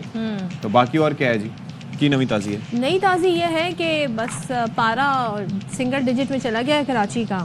ایک تو ہمارا پارا منفی میں جائے نا تب مزہ آئے صدف. سوچے کتنے ایسے کپڑے ہوں گے جو ترس رہے ہوں گے کہ وہ آپ کے, اسپیشلی آپ کے پاس, کہ وہ ترس رہے ہوں گے. کپڑے خریدنے ہی چھوڑ دیے. ہاں, اور میں نے انہیں ڈیکلٹر کر دیا جو میرے پاس اتنے ایسے کپڑے تھے. لیکن یہ ہے کہ کبھی آپ جاتے ہیں اسلام آباد یا کہیں باہر جاتے ہیں تو چاہیے ہوتے ہیں نا, چاہیے ہوتے ہیں. اچھا بس ایک چھوٹی سی بات میں شیئر کرنا چاہ رہی تھی. جو پانی ہے, جاپنیز سائنٹسٹ ہیں, ان کی تحقیق ہے, اور وہ یہ کہتے ہیں کہ جب آپ پانی سے کچھ پازیٹیو بات کرتے ہیں تو پانی has a memory, water has a memory, اور یہ اپنی یادداشت رکھتا ہے. تو اس کے مالیکیولز جو ہیں بڑی خوبصورت شکل اختیار کر لیتے ہیں. اگر آپ اسے نیگیٹو بات کریں گے تو وہ بدصورت شکل اختیار کریں گے, اور اگر آپ اسے ٹوٹلی اگنور کریں گے. انہوں نے پورا ایک تجربہ کیا تھا, 3 گلاس میں انہوں نے چاول ڈالے تھے, ایک سے انہوں نے تھینک یو کہا تھا, دوسرے سے انہوں نے کہا تھا آئی ہیٹ یو, اور تیسرے کو اگنور کیا تھا. تو جو اگنور کیا تھا وہ بالکل کالا ہو گیا تھا پانی, اور جس سے کہا تھا آئی ہیٹ یو وہ خراب ہو گیا تھا. لیکن جسے تھینک یو کہا تھا وہ پانی جو ہے وہ اپنی خوبصورت شکل, اس کے مالیکیولز دکھائے تھے, بڑے خوبصورت ہو گئے.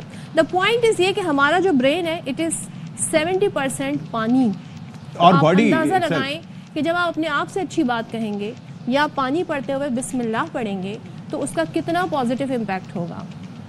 دوسرے یہ کہ تھوڑی سی اس تحقیق کو لے کے جو یورپین سائنٹسٹ ہیں وہ کہتے ہیں ابھی اس کی مزید جو ہے سپورٹیو ایویڈنس آنا ضروری ہے، بٹ اس میں کوئی حرج نہیں ہے، اور ہمارا مذہب تو ہمیں کہتا بھی یہ ہے کہ پانی پیتے ہوئے بسم اللہ ضرور پڑھنی چاہیے. تو دیٹس واٹ آئی وانٹ. پانی پیتے ہوئے یا کوئی بھی نیک کام کرتے ہوئے یا کچھ کھاتے ہوئے، اور اپنے آپ سے بھی اچھی بات کہیں کہ آپ کا دماغ 70% پانی ہے. آپ وہ جو آپ مینیفیسٹ کرتے ہیں، آپ کے تھاٹس کا، آپ کی پازیٹیوٹی کا آپ پہ، اس پہ دن پہ بڑا گہرا اثر پڑتا ہے. آپ جس طریقے سے اپنے دن کا آغاز کرتے ہیں وہ بڑا. لیکن آج سے میں نے بھی پانی سے باتیں کرنا شروع کرنا ہے. ڈونٹ جج me if I do that. اور پھر میں دیکھوں گا کہ کالا ہوتا ہے یا سفید ہوتا ہے. اب تیرا کیا ہوگا کالیا؟ چلیں میں اشفاق میں آپ کو مشورہ دوں گی، آپ پانی سے کہیں کہ بھائی تھوڑا سا اشفاق جو ہے نا وہ پازیٹیو باتیں تو کرتے ہی ہیں، تھوڑا سا جو کا ہیومر ہے نا اس کو تھوڑا سا چینج کر ہے نا، اس کا گیئر اپ کروں. لیکن میں باتیں کرنا تو شروع کروں گا اٹ سیلف. میں یہ سوچ لیا. Don't call it like that kind of name. ہاں وہ نہیں کرے گا. چلیں جی اب ایک ذرا بات کر لیتے ہیں. ہم نے اپنی گفتگو کر لی، امن و امان کی صورتحال پر تھوڑا تبادلہ خیال کرتے ہیں. اور اچھا ہم نے سکھ کا سانس لیا تھا کہ معاہدہ ہو گیا ہے. معاہدہ ہو گیا ہے اور اس سیلف ملک کے طول و عرض میں چیزیں بہتری کی طرف جا رہی ہیں. لیکن ہوا یہ کہ معاہدہ ہوا اور وہاں پر ملک دشمن پھر سے سرگرم ہو گئے اور انہوں نے مطلب ایسا وار کیا جس کے اوپر ظاہر ہے کہ حکومت کی جانب سے ریٹیلیشن بھی ہوا. اور ڈی سی کرم پر فائرنگ کرنے والے، اب ہوا یہ ہے کہ 2 دہشت گردوں کو گرفتار کر لیا گیا ہے اور حکومت نے اس متعلق کمر کس لی ہے. اب ہوا یہ ہے کہ ذات ہی ساتھ جو مشران ہیں ان کو اسلحہ جمع کرانے، مجرموں اور سہولت کاروں کی گرفتاری یعنی کہ ان کی حوالگی کا الٹیمیٹم بھی دے دیا گیا ہے. تو یہ سلسلہ ہے. اچھا اب ساتھ ہی یہ ہوا ہے کہ پھر سے ہم دیکھ رہے ہیں کہ علاقے میں 2 ماہ کے لیے دفعہ 144 بھی لگا دی گئی ہے. اسلحہ رکھنے والے شخص دہشت گرد تصور ہوگا. اور جو ڈپٹی کمشنر ہیں ان کی جو گاڑی پر فائرنگ ہوئی تھی تو 5 شرپسندوں کی شناخت کہہ رہے ہیں کر لی گئی ہے.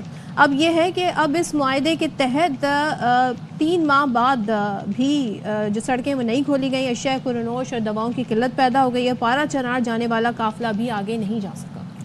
یہ سلسلہ ہے. اب سلسلہ یہ ہے کہ صورتحال بڑی وہاں پر مخدوش ہے، لیکن حکومت اس معاملے پہ کافی فوکسڈ ہے، سنجیدہ ہے کہ انہوں نے کارروائی کرنی ہے اس سے متعلق. تو اب ذرا بات کر لیتے ہیں.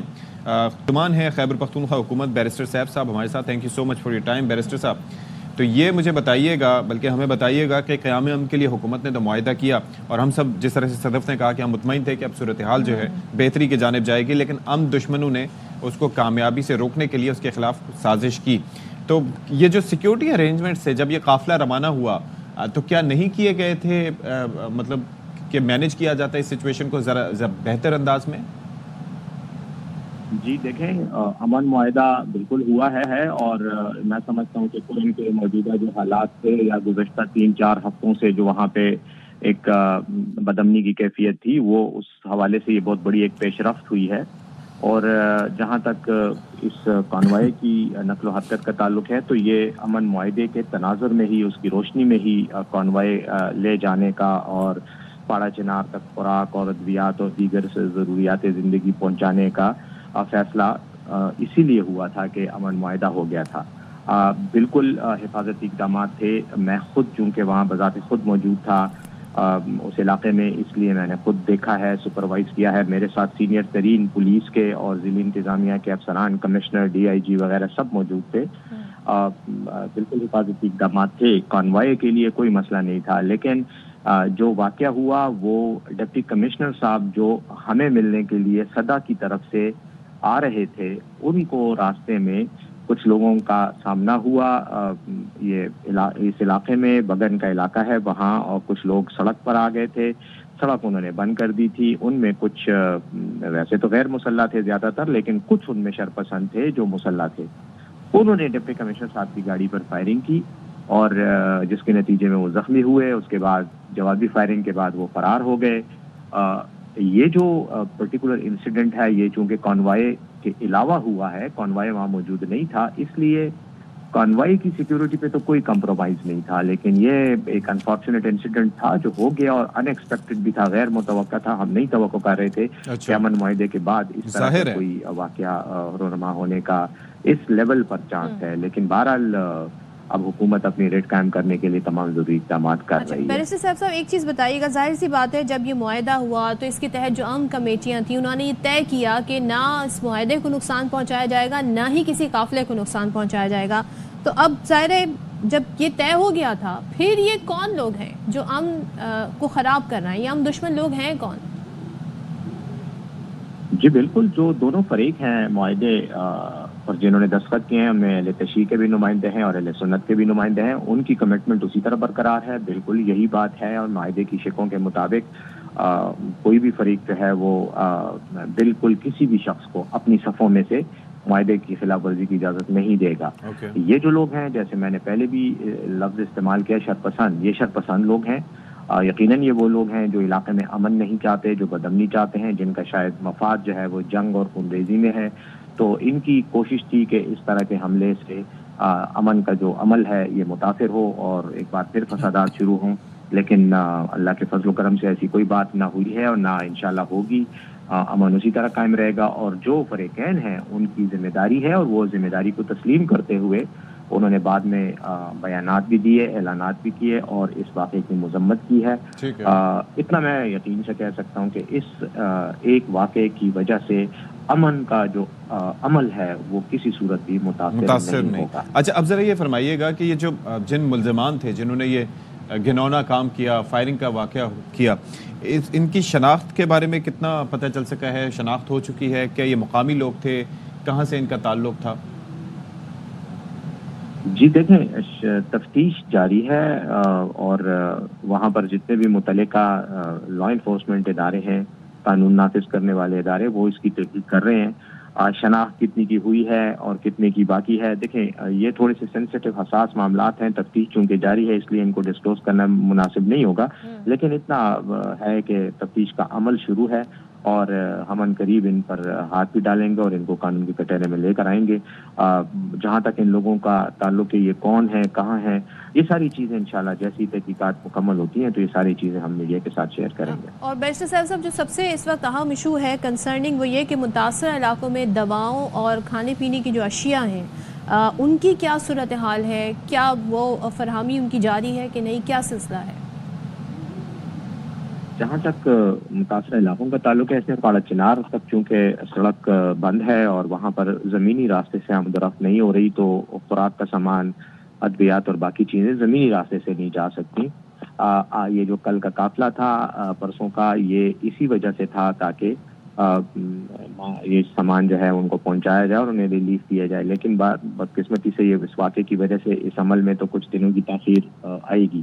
لیکن باقی پاڑا چنار میں شروع میں ادویات کی قلت تھی، وہ قلت ختم کرنے کے لیے ہیلی کاپٹر کے ذریعے تقریباً روزانہ وہاں ادویات بھی پہنچائی جا رہی ہیں۔ اس کے علاوہ جہاں تک خوراک کی ضروری مواد ہے، مثلا گندم ہے، تو وہ سرکاری جو ڈیپو ہیں غلے کے، وہاں سے ان کو تقریباً 2000 ٹن کے قریب گندم ریلیز کر دی گئی ہے، جو وہاں کے عوام کو سہولت دینے کے لیے دی جا رہی ہے۔ ساتھ ہی ساتھ جو ہے باقی چیزوں کی بھی ترسیل ہیلی کاپٹر کے ذریعے جاری ہے۔ یقیناً دیکھیں وہاں مسائل ہیں اور ان مسائل کا مکمل خاتمہ تبھی ہوگا جب سڑک کھلے گی اور آمد و رفت نارملائز ہو جائے گی، لیکن سڑک کھلنے میں جو سب سے بڑی رکاوٹ ہے وہ سیکیورٹی ریزنز ہیں، اور یہی سیکیورٹی ریزنز ہیں جن کی وجہ سے کل کانوائے بھی نہیں جا سکا۔ تو جیسے ہی یہ ایڈریس ہو جائیں گے اور یہ مسائل سیکیورٹی کلیئرنس مل جائے گی ہمیں متعلقہ اداروں سے، تو اس کے بعد ہم سڑک بھی کھول دیں گے انشاءاللہ۔ اوکے جی، بہت شکریہ آپ کا بیرسٹر محمد علی صاحب ہمارے ساتھ موجود تھے اور ان سے ہم نے تفصیلی گفتگو کی۔ اچھا جی، ایک یہاں پر خبر ہے وہ ذرا آپ تک پہنچا دیں اسلام آباد سے کہ 190 ملین پاؤنڈز ریفرنس کا جو فیصلہ تھا وہ ایک بار پھر مؤخر کر دیا گیا۔ اب بتایا جا رہا ہے کہ یہ فیصلہ 13 جنوری کو سنایا جائے گا۔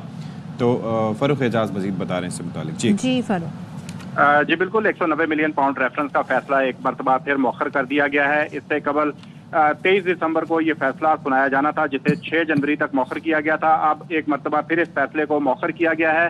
اب یہ فیصلہ 13 جنوری کو سنایا جائے گا۔ عدالتی عملے کی جانب سے جو بانی پی ٹی آئی اور بشرا بی بی کے وکلا ہیں ان کو باضابطہ طور پر آگاہ کر دیا گیا ہے۔ جو وجہ بتائی گئی ہے عدالتی عملے کی جانب سے، اس میں یہ کہا گیا ہے کہ جج ناصر جاوید رانا رخصت پر ہیں، جس کے باعث آج فیصلہ نہیں سنایا جا سکتا۔ اب یہ فیصلہ 13 جنوری کو سنایا جائے گا۔ 18 دسمبر کو فیصلہ محفوظ کیا گیا تھا 190 ملین پاؤنڈ ریفرنس پر، جس کے بعد 23 دسمبر کی تاریخ مقرر کی تھی عدالت نے فیصلہ سنانے کے حوالے سے، جسے 23 دسمبر کو جب سماعت ہوئی تو اسے 6 جنوری تک مؤخر کیا گیا۔ اب ایک مرتبہ پھر مؤخر کرتے ہوئے 13 جنوری کی تاریخ 190 ملین پاؤنڈ ریفرنس کا فیصلہ سنانے کے حوالے سے مقرر کر دی گئی ہے۔ جی ٹھیک ہے، بہت شکریہ۔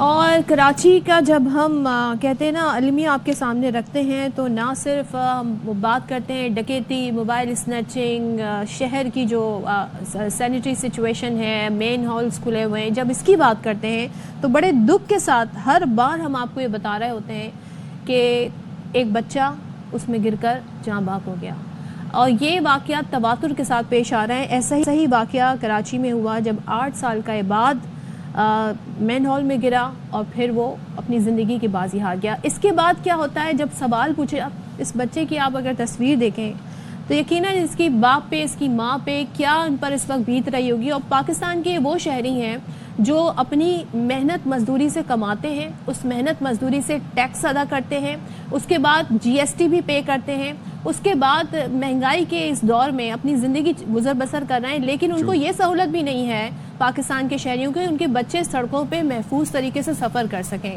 یہ ذمہ داری ہے آپ کی کہ آپ لوگوں کو سیفٹی پرووائڈ کریں۔ گورنمنٹ کی میں بات کر رہی ہوں، کم از کم جہاں پہ ڈھکن نہیں ہے مین ہالز پہ لگے ہوئے، خدارا آپ ان کا جائزہ نہیں، آپ کی ذمہ داری، آپ کا فرض ہے، اور جب لوگ آپ کو ٹیکس پے کرتے ہیں تو کچھ نہ کچھ تو لوگوں کو آپ نے دینا ہے، نہ کہ یہ کہ ان کے بچوں کی زندگیاں لینی۔ دیکھیں خواہشات نہ صحیح لیکن ضروریات ضرور پوری کریں، ان کی زندگی کو محفوظ بنائیں، لیکن یہ ہمیں کہیں پر نظر نہیں آتا۔ اور اسی طریقے سے کئی لوگ اپنی زندگی کی بازی ہار جاتے ہیں ان مین ہولز کا شکار ہو کر۔ اس پر ایک رپورٹ ہے جی، دیکھیے۔ کراچی میں کئی اور مسائل کی طرح کھلے مین ہال کے اہم مسئلے پر بھی انتظامیہ کی آنکھیں بند ہیں۔ گزشتہ سال بھی مین ہولز 19 بچوں کی زندگیاں نگل گئے اور سلسلہ اب تک رکا نہیں۔ گزشتہ روز بھی ایک ننھی جان غفلت لاپرواہی کی بھیٹ چڑھ گئی۔ شاہ فیصل کالونی میں کھیلتے ہوئے 2 بچے کھلے مین ہول میں گر گئے۔ ایک بچے کو علاقہ مکینوں نے بچا لیا۔ ریسکیو آپریشن کے دوران 8 سال کے عباد کی لاش 4 گھنٹے بعد کورنگی ندی سے نکالی گئی۔ بچے کی جان چلی گئی اور ذمہ دار افراد اپنی جان چھڑانے میں مصروف ہے۔ چیئرمین شاہ فیصل ٹاؤن گوہر علی خٹک کہتے ہیں، گٹر کے ڈھکن لگانا ہماری ذمہ داری نہیں، واٹر بورڈ ذمہ دار ہے۔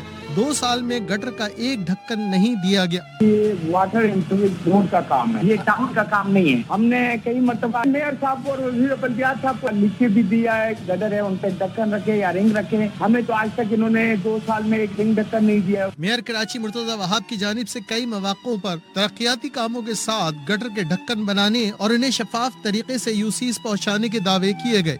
میئر کراچی کا دعویٰ ہے کہ انہوں نے گٹر کے ڈھکن بنانے کا پلانٹ لگا کر فی ڈھکن 800 سے 900 روپے بچائے ہیں۔ یہ جو ہم ڈھکن بنا رہے ہیں اس کی کاسٹ اس سے کم ہے، یہ ہمیں 2700 روپے کا لگ بھگ پڑ رہا ہے، تو ہم آپ کے تقریباً 800-900 روپے پر ڈھکن بچانے میں کامیاب ہو رہے ہیں۔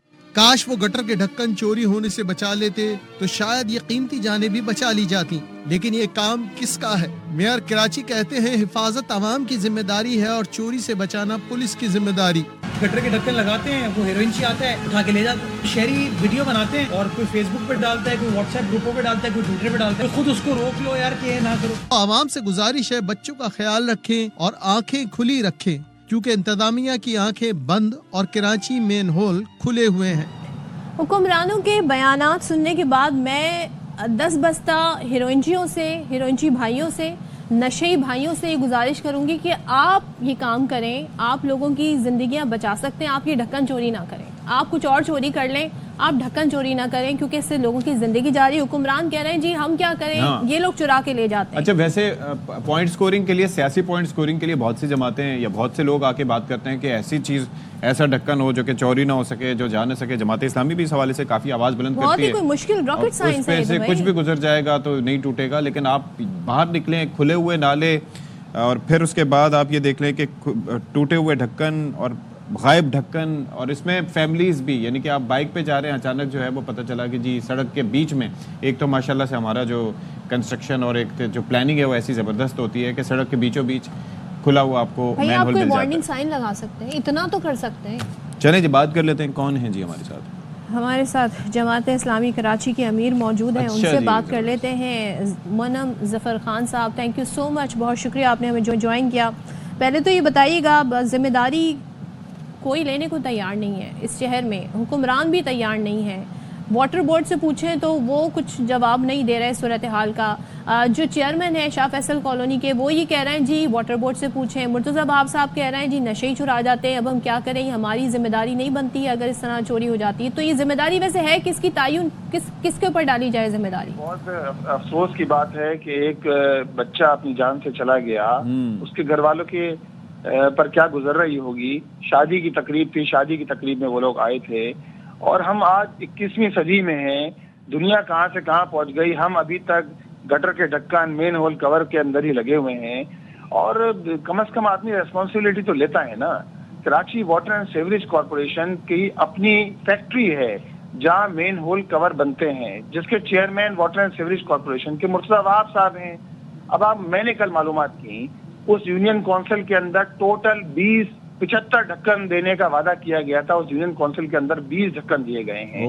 अब आप मुझे बताइए, अच्छा बात आती है, जब ये बात की जाए तो कहा जाता है कि जनाब वो हीरोइनची ले जाते हैं। यार ये हीरोइनची आते कहाँ से हैं? ये इनकी प्रोडक्शन कहाँ से होती है? कौन इनको हीरोइन सप्लाई करता है? क्यों इस शहर के अंदर जो है वो आप खिलवाड़ कर रहे हैं? ये तो गटर के ढक्कन है। आप देखिए ये जो पेडिस्ट्रियन ब्रिजेस हैं, इनकी रेलिंग तक गायब हो गई है। ये कहाँ से आ रहे हैं हीरोइनची? पता नहीं है क्या इंसानिया को? पुलिस कहीं मौजूद नहीं है, कानून नाफिज करने वाले इदारे कहीं मौजूद नहीं है। ये तो बड़े अफसोस की बात है ना कि आप शहर को हीरोइनचियों के हवाले कर दें, शहर को नशइयों के हवाले कर दें। आप कहें गटर के ढक्कन वो उठा के ले गए, आप कहें जी वो उठा के ले गए, जनाब आपके जो पेडिस्ट्रियन ब्रिजेस की रेलिंग वो उठा के ले गए। यार ये तो मजाक है शहर के साथ। लेकिन मसला ये है कि आप ये बात ज़ाहिर कर रहे हैं और आप भी दुखी हैं जितने हम दुखी हैं, लेकिन आप लोग ये कह रहे थे कि हम इख्तियारात लेना जानते हैं। आई रिमेंबर हाफिज नईम साहब सेइंग दैट कि हम इख्तियार लेना जानते हैं, और जाहिर है कि आप इस वक्त कराची की नुमाइंदगी कर रहे हैं जमात इस्लामी की जानिब से, तो फिर हमारी बात में और आपकी बात में फ़र्क होना चाहिए। देखें एक वो पार्टी होती है जिसके पास जो इक़्तिदार के अंदर है, जिसके पास इख्तियार है, सही है ना। हमारे पास 9 टाउन है और 9 टाउन में हम अल्हम्दुलिल्लाह अपने इख्तियार, जितना इख्तियार हमारे पास है उससे बढ़कर काम की कोशिश कर रहे हैं। जो वसाइल हमारे पास हैं उससे वसाइल से बढ़ के काम कर रहे हैं। अफसोस की बात यह है कि हमारी जो सूबाई हुकूमत है वो ना टाउन्स को के साथ को इख्तियार देने के लिए तैयार है, ना वसाइल देने के लिए तैयार है। अब बताइए गटर का ढक्कन तो Karachi water and sewerage corporation बनाती है ना, उसका चेयरमैन तो मुर्तज़ा वहाब साहब हैं। जमात इस्लामी ने भी शायद ढक्कन बनाए थे, वो तो अपनी मदद आपके तहत जो हम कर सकते हैं जिसकी आपने बकायदा ड्यूरेबिलिटी और उसकी स्ट्रेंथ भी चेक करवाई थी, तो वो कहाँ है? अपनी मदद आपके तहत कर रहे हैं, वो अपनी मदद आपके तहत हमने किए हैं। और हमारे जो टाउन है जहां हमारे इलेक्टेड चेयरमैन है, वहां हमने इस बात की कोशिश की कि अगर हमें नहीं मिल रहा है तो हम अपनी मदद आपके तहत कम से कम इतना तो करें कि मेन होल कवर हो जाए। अच्छा मुनीम साहब, हम ये बेसिकली कह रहे हैं कि आप देखें, आप जमात इस्लामी सिर्फ 9 टाउन्स की तो जिम्मेदार नहीं बनती, बल्कि आप लोग तो कहते हैं कि पूरा कराची हमारा है। ज़ाहिर है कि हम सब की ओनरशिप है, तो आप दूसरे जो स्टेक होल्डर्स हैं, आई एम श्योर के बड़े मुखय्यर हजरात भी होंगे जो कराची का भला चाहते होंगे, उनके साथ मिलकर कोई मास प्रोडक्शन इनकी शुरू करें। मतलब इट्स अ हाई टाइम। जो कुछ हमने किया है ना, वो हमने लोगों की मावनत के साथ ही हमने करा है। और जिन टाउन्स के अंदर जमात इस्लामी के टाउन चेयरमैन है, वहां तो हमने प्रैक्टिस पर हमने वो कर लिया कि कम से कम हम यहाँ तो ही कर लें काम। और बच्चे जगह के लिए भी हम कम से कम कोशिश कर रहे हैं कि हम कर सके। टाइम रिस्पॉन्सिबिलिटी तो बहरहाल हुकूमत की है कि आपने जब वादा किया कि 75 ढक्कन हर यूसी को देंगे, बिला तखसीस देंगे, तो अभी तक 16 महीने 17 महीने गुजरने के बावजूद आपने यूसीज को 20-20 ढक्कन दिए हैं आपने। अब ये काम तो कर लीजिए, आपके पास फैक्ट्री बनी हुई है, फैक्ट्री है वाटर एंड सीवरेज कॉर्पोरेशन की, उसकी रेस्पॉन्सिबिलिटी बनती है। इस शहर को इस तरह लावारिस ना छोड़िए। इस शहर के साथ जो कुछ सलूक किया जा रहा है, मतलब आप बताएं ना, ये कह देना आसान है कि नशे ही उठा के ले गए। यार बताइए नशे कहाँ से आ रहे हैं? किधर वजारत दाखिला है? किधर कानून नाफिज करने वाले इदारे हैं? कौन लोग हैं? इसका हल ये भी नहीं है कि कोई एक जमात ये जिम्मेदारी ले, ये काम हुकूमत का है, जिनकी जिम्मेदारी है, जो मुताल्लिका इदारा है। इसका हल हमें बताएं क्या है? सिर्फ अगर हम यहाँ बैठ के पॉइंट स्कोरिंग सियासी जमातें करेंगे तो हल स्कोरिंग की बात नहीं है। देखिए पॉइंट स्कोरिंग की बात नहीं है। मैंने पहले कहा कि बहुत अफसोस की बात है जिस तरह की सूरत हाल है। इसका हल ये है कि डेवोल्यूशन ऑफ पावर हो, लोगों को निचली सतह पर इख्तियार दिया जाए, और वो इख्तियार कचरा उठाने से लेकर मेन होल कवर तक का, सीवरेज और पानी के मसाइल, वो भी टाउन और यूसीज के पास नहीं है। वो भी सारे इख्तियारात अब पीपल्स पार्टी ने अपने पास रखे हैं। अब हैं तो यही कहा जाएगा ना कि उनके पास इख्तियार है। मैं कैसे कह दूं कि मेरे पास इख्तियार है? कचरा उठाने का इख्तियार उनके पास, Sindh solid waste management board उन्होंने बनाया हुआ है, वाटर एंड सीवरेज कॉर्पोरेशन उनके पास है, चेयरमैन वो हैं, तो भाई बात है वही कही जाएगी ना। आप ये कह रहे हैं कि आपके टाउन में जो सूरत हाल है, यानी कि 9 टाउन्स, वहाँ पर सूरत हाल आप कह रहे हैं कि बिल्कुल मुख्तलिफ है, वहाँ पर चीज़ें सब ठीक हैं? नहीं देखिए, मैंने ये बिल्कुल नहीं कहा कि सब चीजें ठीक हैं। अच्छा। मैं ये कह रहा हूँ कि हमारे टाउन्स के पास जितनी ओजेक्टी आती है, अल्हम्दुलिल्लाह हमने उन वसाइल के अंदर जो ऑक्ट्राइज टैक्स आता है हमने डिलीवर किया है पिछले 14 महीने के अंदर। यानी अगर हमने वहाँ 125 पार्क्स बनाए हैं तो ये हमारी टीम की कारकर्दगी है, ये टीम वर्क है जिसके जरिए जो है वो, अगर हमने खेलों के मैदान आबाद किए हैं तो अल्हम्दुलिल्लाह ये हमारी टीम स्पिरिट के जरिए मुमकिन हो सका है। अगर हमने वहाँ पैच वर्किंग शुरू की है तो एक काम आगे बढ़ा है। मसला ये है ना मदन साहब, पार्क बाद में आता है, पहले तो लोगों की जिंदगी बचाने वाले इकदाम करने चाहिए। खुदारा मेन हॉल के जो ढक्कन है वो प्रोवाइड कर दिए जाएं पूरे शहर को, जहाँ जहाँ। जी बिल्कुल, ये मुर्तज़ा साहब से आप बात कीजिए कि मेन हॉल कवर के पूरे शहर को प्रोवाइड करें, बिल्कुल करते हैं, पूरे शहर को प्रोवाइड करें। और हम अपनी मदद आपके तहत हमने ये काम किए और काम कर रहे हैं आगे भी। चलें, great let's hope for the best ji. Thank you so much. आप हाफिज मनम साहब, आप हमारे साथ मौजूद थे। मुझे बड़ी हैरत होती है जब वोट लेने का टाइम आता है तो ये जमातें ही कहती हैं आप हमें वोट देके तो देखें, फिर देखिए हम शहर का नक्शा बदल देंगे, ये शहर हमारा है, इस शहर की हम एक एक गली कोने को संवार देंगे। लेकिन जब इक़्तिदार में आते हैं तो रियलिटी चेक मिलता है आवाम को भी और इनको भी, और ये बताते हैं जी हमारे पास इख्तियारात नहीं है, हमें फंड्स नहीं मिलते हैं, हम सिर्फ वहीं काम करेंगे जहाँ पर हमारा इलाका है। तो अगर ये मामलात रहेंगे तो बस फिर आवाम से झूठे वादे ना किया करें फिर। और इसी तरीके से गवर्नमेंट नशइयों को नहीं पकड़ सकती, ढक्कन चोरी नहीं रोक सकती, तो फिर क्या हम उनसे कह सकते हैं? हम सिर्फ नशइयों से गुजारिश कर सकते हैं कि आप ऐसा ना करें। ब्रेक।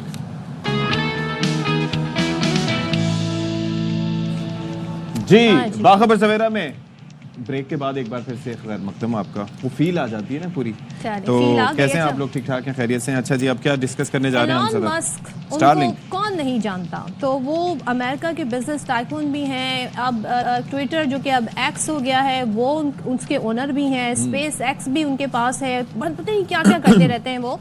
तो बड़ी ज़बरदस्त किस्म की सिचुएशन यूँ बनी कि हुकूमत पाकिस्तानी की मंजूरी का इंतज़ार कर रहे हैं। किस चीज़ के लिए, ये हम आपको बताते हैं।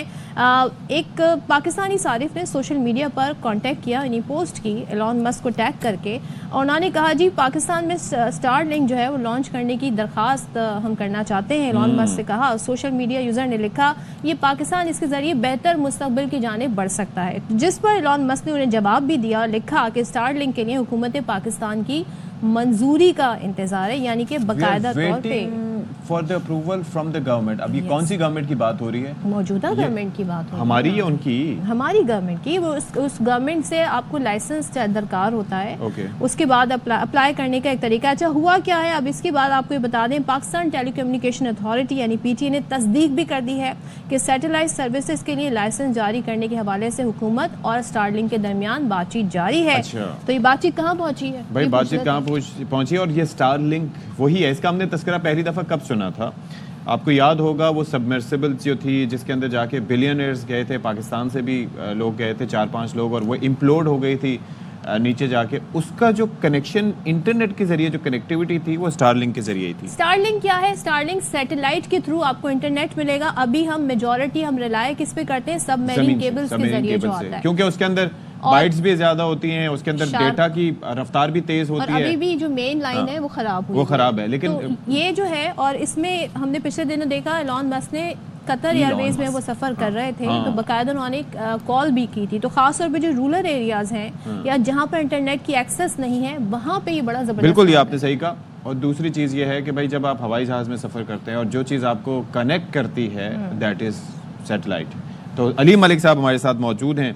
हमें 3 दफ़ा बताया जा चुके भाई आप लोग अपनी गुफ्तगू कम करके मलिक साहब को ले लें और उनसे पूछें कि इस मामले में अभी तक हुआ क्या है। बताइएगा मलिक साहब। جی یہ جو جیسے ایلن ماسک نے رپلائی دیا تو اس حوالے سے اس کے بعد یقینی طور پر پاکستان میں اس وقت انٹرنیٹ صارفین کی بڑی خواہش یہی ہے کہ انہیں سال کے 12 مہینے جو ہے نا وہ ان انٹرپٹیڈ انٹرنیٹ ہی ملے. اس حوالے سے ہم پی ٹی اے سے بھی ہم نے رابطہ کیا اور جو ہماری وزیر مملکت آئی ٹی ہیں ان سے بھی رابطہ کیا. تو پی ٹی اے حکام نے تھوڑا سا جو میں سے تفصیلی بتایا کہ یہ تو ضروری ہے, ہر بندہ چاہتا ہے کہ انٹرنیٹ آئے, ہمارے رورل ایریاز میں آئے, اور انٹرنیٹ سے چونکہ اب معیشت کا بڑا حصہ بھی کنیکٹڈ ہے تو اس میں بڑے لوگ وہ بھی متاثر ہوتے ہیں. تو ہر بندہ سمجھتا ہے, ادارے بھی سمجھتے ہیں کہ یہ ضرورت ہے. لیکن پی ٹی او کام کا یہ بتانا تھا کہ ایک تو اپلیکیشن آ گئی ہے, اس کے لیے این او سیز دینے پڑیں گے, این او سیز کا مرحلہ ہوگا. اس کے ساتھ ساتھ ہمارا جو ریگولیٹری فریم ورک ہے, کیونکہ ہم کہہ تو دیتے ہیں کہ جناب انٹرنیٹ سے ہمیں سیٹلائٹ سے انٹرنیٹ ملے گا اور انٹرپٹڈ ہوگا, بڑی اس کی سپیڈ ہوگی, لیکن اس میں انٹرنیٹ وہ آئے گا کیسے, اس کا بینڈ وڈتھ کیا ہوگا, کہیں وہ ہمارے جو پہلے جی ایس اوز ہیں ان کو تو ڈسٹرب نہیں کرے گا, کیونکہ یہاں پہ ہمارا پہلے بھی ہمارے چینلز کا بھی ایک نظام اس طریقے سے چلتا ہے. اس طرح ہمارا دیگر جو ٹیلی کمیونیکیشن سسٹم ہے, کیا اس کو تو وہ انٹرپٹ نہیں کرے گا, اس میں تو مسئلہ نہیں ہوگا. تو اس حوالے سے بینڈ وڈتھ کیا ہوگی, اپ لنکنگ کیسے ہوگی, ڈاؤن لنکنگ کا کیا ایشوز ہوں گے, اور ہمیں کیا اپگریڈیشن کی ضرورت ہوگی. ظاہر ہے کہ جب اتنا ہائی ٹیک سسٹم چاہیے ہوتا ہے تو اس کے لیے اپگریڈیشنز بھی چاہیے ہوتی ہیں. جی یہ بھی ایک بڑا ایک اسپیکٹ انہوں نے اٹھایا کہ ہم تو یہ کہہ دیتے ہیں نا, اصل میں یہ ہے کہ ہمارا اپنا سسٹم کی دیکھنا پڑے گا. اس کے ساتھ ساتھ انہوں نے یہ بتایا کہ یہاں پہ این او سیز مختلف ادارے ہیں وہ بھی دیکھ رہے ہیں. دوسرا یہ سارے جو اسپیکٹس ہیں یہ ہماری جو قومی اسپیس جو پالیسی ہے اس کے تحت یہ دیکھا جا رہا ہے کہ مختلف اس کی جو ٹیکنیکل اسپیکٹس ہیں جو کہ بہت سارے ہیں اور جس میں بہت ساری اساس چیزیں بھی ہیں, ٹیکنیکل چیزیں ہیں, وہ دیکھی جا رہی ہیں, اور ان کے دیکھنے کے بعد ہی کچھ ہم جو ہے فیصلہ کر سکیں گے کہ اس حوالے سے کتنا عرصہ لگ سکتا ہے. وزیر مملکت آئی ٹی شیزہ فاطمہ سے جب پوچھا گیا تو انہوں نے کہا کہ انشاءاللہ بہت جلد ایسا ہونے والا ہے. حکومت تو ہمیں امید دلاتی ہے کہ ہم بہت جلد کر لیں گے, بہت جلد اس پر ہو جائے گا, لیکن کتنا بھی کچھ آ جائے یہاں پر کتنا صارفین تک جائے گا, that is the most important question. Thank you so much Aleem Malik Sahib, آپ ہمارے ساتھ موجود تھے. اب ذرا ہم بات کر لیتے ہیں, ہمارے ساتھ آئی ٹی ماہر کمل چیمہ صاحبہ موجود ہے. تھینک یو سو مچ کمل ہمیں جوائن کرنے کے لیے. تھوڑا سا ذرا ہمیں بھی بتا دیں, ہم نے اپنی کوشش کی, ایک تو اسٹار لنک کیا ہے, and I am very glad کہ پاکستان کی حکومت اور پی ٹی اے نے اس بات کی تصدیق کر دی ہے کہ اسٹار لنک کے درمیان بات چیت ہو رہی ہے. تو فائدہ کتنا ہے اس سے پاکستان کو؟ دیکھیں اسٹار لنک جو ہے وہ لو آربٹ سیٹلائٹس ہوتی ہیں جو کہ جن کے تھرو نیچے گراؤنڈ پہ ٹرانسیورز ہوتے ہیں, ان کے ساتھ وہ کمیونیکیٹ کرتی ہیں اور انٹرنیٹ کی سروس پرووائڈ کرتی ہیں. اچھا اب یہ کیونکہ سیٹلائٹس ہیں, لو آربٹ سیٹلائٹس ہیں, ان کا جو کاسٹ اسٹرکچر ہوتا ہے, ایک کاسٹ میں تو خیر زیادہ ہوتی ہے, بٹ جو کاسٹ اسٹرکچر ہوتا ہے آف لیئنگ کیبل, اور کہاں پہ کیبل کس طرح لے ہوگی اور کس طرح جو ہے وہ گراؤنڈ کیبل کے جو ایشوز ہوتے ہیں, وہ ایشوز جو ہے وہ سیٹلائٹ کو نہیں ہوتے, جس کی وجہ سے جو کی کوریج ہے وہ زیادہ یوبیکویٹس ہوتی ہے. یوبیکویٹس کا مطلب کہ وہ زیادہ پھیلی ہوئی ہوتی ہے اور ہر طرف سے مطلب اس کی کوریج جو ہے وہ زیادہ بلینکٹ کوریج ہوتی ہے. جہاں پہ انٹرنیٹ انفراسٹرکچر نہیں ہے وہاں پر بھی انٹرنیٹ پہنچ سکتا ہے سیٹلائٹ انٹرنیٹ کے تھرو, اسٹار لنک کے تھرو. ایگزیکٹلی سیٹلائٹ انٹرنیٹ کے تھرو, کیونکہ جب ایک دفعہ سیٹلائٹ ڈپلوائے ہو جاتی ہے تو وہاں وہ کاسٹ ہوتی ہے. اس کے بعد اس کو پھیلانا یا اس کی کوریج ہر جگہ دینا, اس میں کوئی ایکسٹرا کاسٹ بہت زیادہ نہیں آ رہی ہوتی, جس کی وجہ سے جو ہے وہ اس کی کوریج بہت بلینکٹ کوریج وہ دے سکتی ہے. اور انٹرنیٹ جو ہے اس کی ہر جگہ availability. Will that be a wifi یا براڈ بینڈ ہے یا 4G ہوگا, 5G یا انٹر کنیکٹڈ ہوں گے, کیا ہوگا کیا یہ؟ دیکھیں وہ اپنی ریڈیو فریکوینسیز یوز کرتا ہے. نارملی جو 5G کے بینڈ کے اندر جو فریکوینسیز ہیں وہ یوز کرتا ہے, تو اس طرح اس کا اپنا ایک ریڈیو فریکوینسیز پہ ہی, آبویسلی وہ براڈ بینڈ ٹائپ نہیں ہوتا جس طرح کہ آپ کو نارمل جو wired internet. But they are featuring unlimited data for the future. Satellites کے لیے کیا یہ ممکن ہے, سیٹلائٹ کے ذریعے اس طرح سے ٹرانسمیشن اس طرح کی؟ دیکھیں جتنی زیادہ آپ سیٹلائٹس ڈپلوائے کرتے جائیں, جتنا زیادہ آپ جو ہے وہ اس کے اندر جتنی زیادہ آپ اس کے اندر اویلیبلٹی دیتے جائیں بینڈ وڈتھ کی, اتنا زیادہ وہ آبویسلی تھیوریٹکلی انلمیٹڈ تو آبویسلی کوئی چیز نہیں ہوتی, مگر تھیوریٹکلی بہت زیادہ جتنا ہیومن بینگس کی جتنی کنزمپشن ہے اس سے آگے رہ سکتی ہے اس کی جو اویلیبلٹی ہے بینڈ وڈتھ کی. تو will it be a revolutionary thing اگر ہم بات کریں اسپیڈ کے لحاظ سے اور کنیکٹیوٹی اور ان انٹرپٹیڈ انٹرنیٹ, جو کہ بڑا مسئلہ ہے اور آج کی ضرورت بھی بن گیا ہے کہ ان انٹرپٹیڈ انٹرنیٹ ہو؟ جی بالکل, it's going to be uninterrupted. uninterrupted internet unless کہ کوئی کسی قسم کی انٹرفیئرنس ہوتی ہے, کسی قسم کا جو ہے وہ اس کی کوئی سگنل انٹرفیئرنس ٹائپ کی کوئی چیز ہوتی ہے فار واٹ ایور ریزن, تو وہ اس کے کوئی ایشوز آ سکتے ہیں. بٹ ادروائز لارجلی اس میں جو گراؤنڈ انٹرنیٹ کے ایشوز آتے ہیں کہ کیبل کٹ ہو گئی اور طرح کے پرابلمس آتے ہیں وہ نہیں آتے. ایون جو وائی فائی کے پرابلمس آتے ہیں, جو ہمارے line to line wifi کے پرابلمس ہوتے ہیں, جو کہ آپ نے دیکھا ہوگا برجز کے تھرو جو وائی فائی کنیکٹ کرتے ہیں. میں کیونکہ فارم ہاؤس میں رہتی ہوں تو ہمارا وہ والا وائی فائی کے تھرو ہمارا انٹرنیٹ آتا ہے, تو ویدر خراب ہو جائے تو انٹرنیٹ خراب ہو جاتا ہے, کوئی بھی ویدر ریلیٹڈ ایونٹس ہوں تو انٹرنیٹ میں ایشوز آتے ہیں. تو نارملی اسٹار لنک نے جو ہے جو لو آربٹ سیٹلائٹ انٹرنیٹ اویلیبلٹی ہے, انہوں نے یہ والے ایشوز ریزالو کیے ہوئے ہیں جو کہ ٹریڈیشنل وائی فائی کے ساتھ ایشوز تھے. ویدر انٹرفیئرنس جو ہے وہ آلموسٹ کوئی خاص اس ویدر انٹرفیئرنس کی وجہ سے اس پہ کوئی اثر نہیں. اچھا, بٹ دے آر سیئنگ کہ rain has a serious impact on Starlink service. I mean اس کے لیے ٹرم یوز کر رہے ہیں, rain can cause signal attenuation, ایک فینسی ٹرم ہے, لیکن یہ ہے کہ یہ امپیکٹ کرتی ہے اس کو اسٹار لنک کو. کیا بحرین میں کیا ہوا ہے؟ میں یہ کہہ رہا ہوں کہ یہ جو رین جو بارش ہے اس کا امپیکٹ ہوتا ہے اس کے اوپر اسٹار لنک کے سگنلز پر. رین سگنل اٹینویشن یہ ایک ٹرم انہوں نے یوز کی ہوئی ہے کہ وہ ہوتی ہے اس کے اندر. جو لوگ the people who are actually using it they are seeing کہ بارش کے اثرات ہوتے ہیں اس پہ اسٹار لنک کی پرفارمنس پہ. بالکل, دیکھیں بارش کے اثرات مجھے اس کا جو ابھی نہیں پتا کہ کتنے اثرات ہوتے ہوں گے, مگر ہو سکتے ہیں کیونکہ جتنے بھی میں نے آپ کو بتایا کہ جو ہمارے گھر پہ وائی فائی آتا ہے اس میں بارش ہو جائے تو وائی فائی میں بہت سیویئر ایشوز ہو جاتے ہیں. تو کیونکہ یہ وائی فائی تو تھوڑی سی اولڈ مطلب دے ڈونٹ, جو ہمارے گھر پہ وائی فائی آتا ہے وہ لائن ٹو لائن کنیکٹیوٹی چاہیے ہوتی ہے, سائٹ ٹو سائٹ کنیکٹیوٹی چاہیے ہوتی ہے. اسٹار لنک میں اس طرح کے ایشوز نہیں ہوتے, سائٹ ٹو سائٹ کنیکٹیوٹی نہیں چاہیے ہوتی. اس کا جو میکینزم ہے وہ تھوڑا سا ڈفرینٹ ہوتا ہے فرام یہ جو وائی فائی کی L O S type connectivity ہوتی ہے. تو مجھے نہیں پتا کہ اس کے اندر جو ہے وہ بارش کے کس طرح کے ایشوز آ سکتے ہیں. آئی ایم شیور کہ آتے ہوں گے, مگر کنیکٹیوٹی بند ہو جانا یا ختم, سگنل اٹینویشن کا مطلب ہوتا ہے کہ سگنل لاس ہے. البتہ اس کا وہ بالکل بند ہو جاتا ہے. آئی ایم ناٹ شیور کہ اس کو مجھے تھوڑا سا دیکھنا پڑے گا. I am not sure about it. اچھا, اور کنول ابھی تک میں پڑھ رہی تھی کہ تقریباً 100 ممالک ہیں جو اس خاص طور پہ یو کے اور یو ایس اے میں سیٹلائٹ اسٹار لنک کے ذریعے انٹرنیٹ جو ہے بہت ساری جگہوں پر استعمال کیا جا رہا ہے. ظاہر ہے اگر ہم اس کے لانچ کی بات کریں تو زیادہ پرانی بات نہیں ہے, تو بہت ہی کم ٹائم میں ہم اس کی پروگریس دیکھ رہے ہیں. آگے جا کے آپ دیکھتی ہیں اور بھی ملک جو ہیں اس کے لیے اپلائی کریں گے اور طریقہ کار جو ہے آئی ہوپ کہ آسان ہوگا ٹو گیٹ اٹ. جب بھی کوئی نئی ٹیکنالوجی آتی ہے جو کہ فرکشن کو ریموو کر رہی ہے, جو کہ ایک بلینکٹ کوریج دے رہی ہے ایک ریزنیبل کاسٹ کے اندر, جو بھی اس طرح کی نئی ٹیکنالوجی آتی ہے وہ اڈاپٹ تو ہوتی ہے. ٹیکنالوجی کو روکا ہی نہیں جا سکتا. تو کیونکہ جو پرانی ٹیکنالوجی جو آپ گراؤنڈ لنک کیبل لنک کر رہے ہیں, سڑکوں کو کھول رہے ہیں, اس کے اندر جو ہے وہ ٹنلز بنا رہے ہیں, پھر اس کے اندر فائبر ڈال رہے ہیں, obviously that's a lot of friction. تو اگر اس طرح کی کوئی ٹیکنالوجی آ جاتی ہے جو کہ بہتر طریقہ ہوتا ہے, it's a better way of doing things, تو وہ آٹومیٹکلی اس کو اس کی اڈاپشن میں ایونچولی ہو کے ہی رہتی ہے. تو یہ پوری دنیا میں ایک چیز یہ سوچ رہا تھا, thank you so much Kamal for being with us, لیکن صدف جب یہ پڑھ رہا تھا تو اس کے اندر لکھا ہوا ہے کہ they have involved an innovated direct to cell technology which will enable smartphones to connect directly to satellites without the need for a SIM card. یعنی کہ آپ کے فون کے ساتھ ڈائریکٹ کنیکشن ہوگا اسٹار لنک کا اگر آگے چلتا رہا یہی سلسلہ. اور آئی تھنک اسے کہتے ہیں نا انٹرپٹ کرنا بھی اتنا آسان نہیں ہوگا. تو یہ ابھی تک خبریں, لیٹس سی کہ جہاں پہ تجربے ہو رہے ہیں وہاں سے مزید کیا ہنوز دلی دور است. اور ایلان مسک پتہ نہیں کیا بن جائیں گے تھوڑے دنوں میں, کیا کیا نہیں ان کے پاس ہے جو اس وقت اب بڑی کابینہ کے بھی بڑے امپورٹنٹ رکن بن گئے ہیں ڈونلڈ ٹرمپ. سوچیے اب ذرا کیا ہوگا پھر. کیا خبر ہے جی؟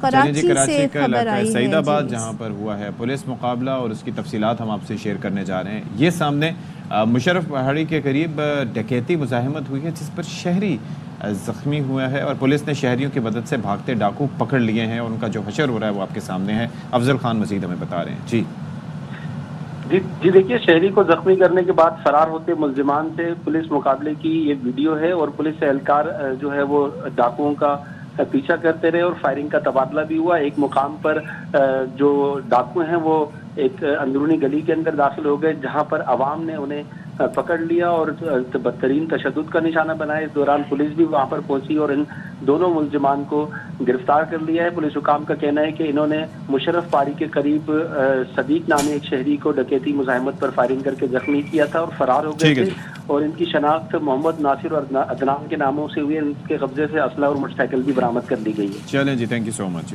بہت شکریہ. چلیں تو یہاں پر ہم بریک لے رہے ہیں اور بریک کے بعد جلدی سے واپس آ رہے ہیں.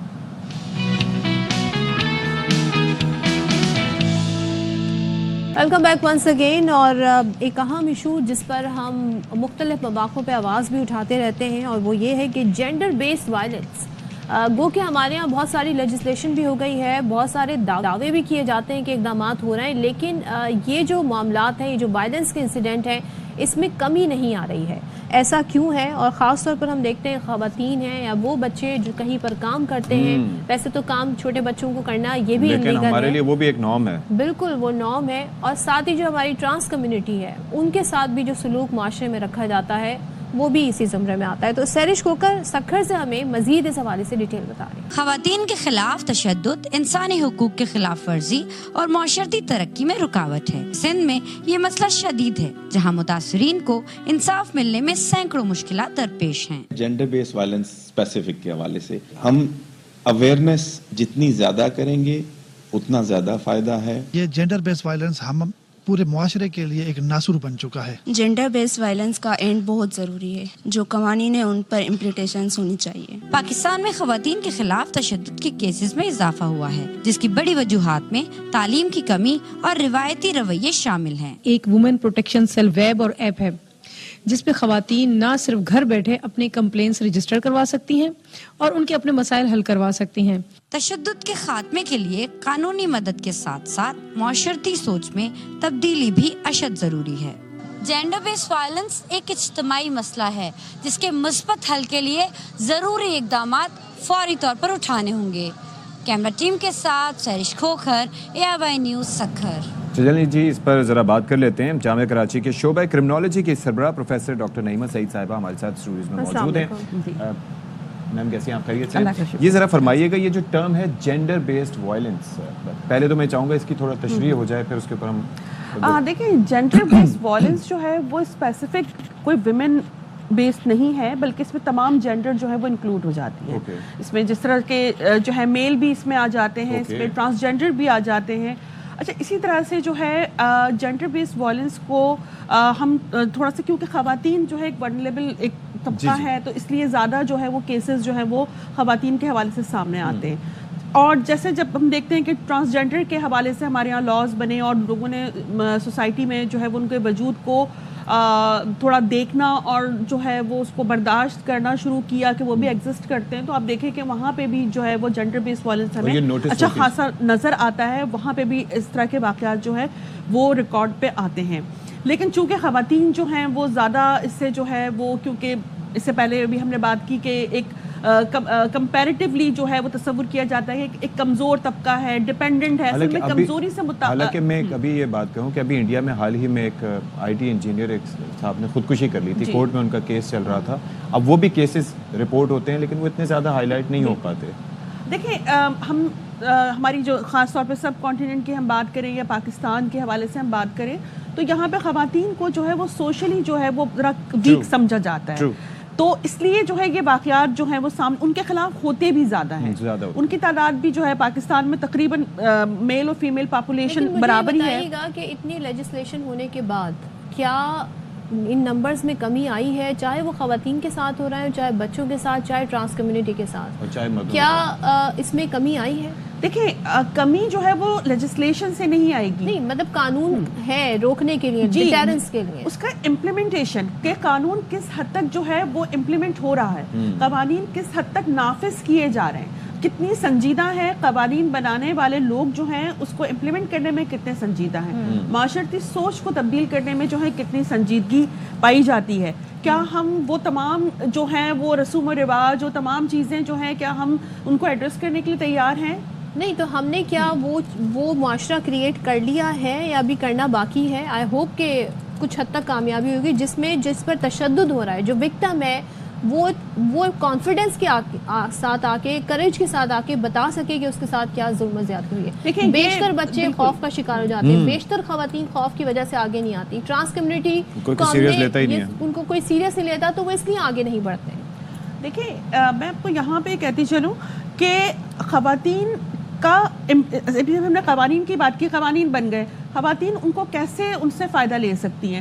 وکٹمائزیشن کا شکار ہوتی ہیں کہ اس خاتون کے ساتھ کیا ہوا تھا. اگلے آنے والی نسلوں میں کہ خاتون جو ہے بولنا, کیونکہ معاشرتی طور پہ کسی خاتون کا احتجاج کرنا یا بات کرنا کسی ایشو پر, یہ بھی خود ایک مسئلہ ہے کہ اس کو پھر سوسائٹی کس طرح سے ایکسیپٹ کرے گی. سوسائٹی جو ہے وہ اتنی آسانی سے, کیونکہ سوچ اور رویے جو ہے وہ قانون سازی کے ساتھ تبدیل نہیں ہوتے, اس میں کافی وقت لگتا ہے. ٹھیک ہے. اور جہاں تک بات رہی کہ شہروں میں یا دیہاتوں میں, تو شہروں میں بھی یہ جو جینڈر بیسڈ وائلنس ہے یہ بہت زیادہ ہے, ایسا نہیں ہے کہ نہیں ہے. اور جینڈر بیسڈ وائلنس کی مختلف اشکال ہیں, یعنی فزیکل وائلنس بھی ہے, اس سے زیادہ جو ہے فزیکل وائلنس ہے, ایموشنل اور سائیکولوجیکل وائلنس بہت ہے, جس کے خلاف کوئی قانون بھی نہیں ہے, جس کے خلاف کوئی قانون نہیں ہے, وہ کاگنیزیبل جو ہے وہ آفینس نہیں ہے. تو اس لیے جو ہے وہ سب سے زیادہ ہے. اگر 50% فزیکل وائلنس ہے تو مور دین 80% ہے. کیس حل ہو سکتے ہیں کیونکہ ایویڈنس ہوتی ہے. ایموشنل وائلنس جو ہے وہ اس کے لیے ٹائم چاہیے ہوتا ہے, لیکن اگر ہم اس کو بھی کنٹرول کرنا شروع کر دیں تو بہت ساری چیزیں اپنے آپ جو ہے وہ ٹھیک ہو سکتی ہیں. Thank you so much. وقت مختصر تھا, لیکن بات یہ ہے کہ it's a very serious issue, اور ہر چیز کے اپنے ٹولز ہوتے ہیں, ایموشنل کا بھی اور فزیکل وائلنس کا بھی. اپنا خیال رکھیے گا. آپ سے اجازت, اللہ حافظ.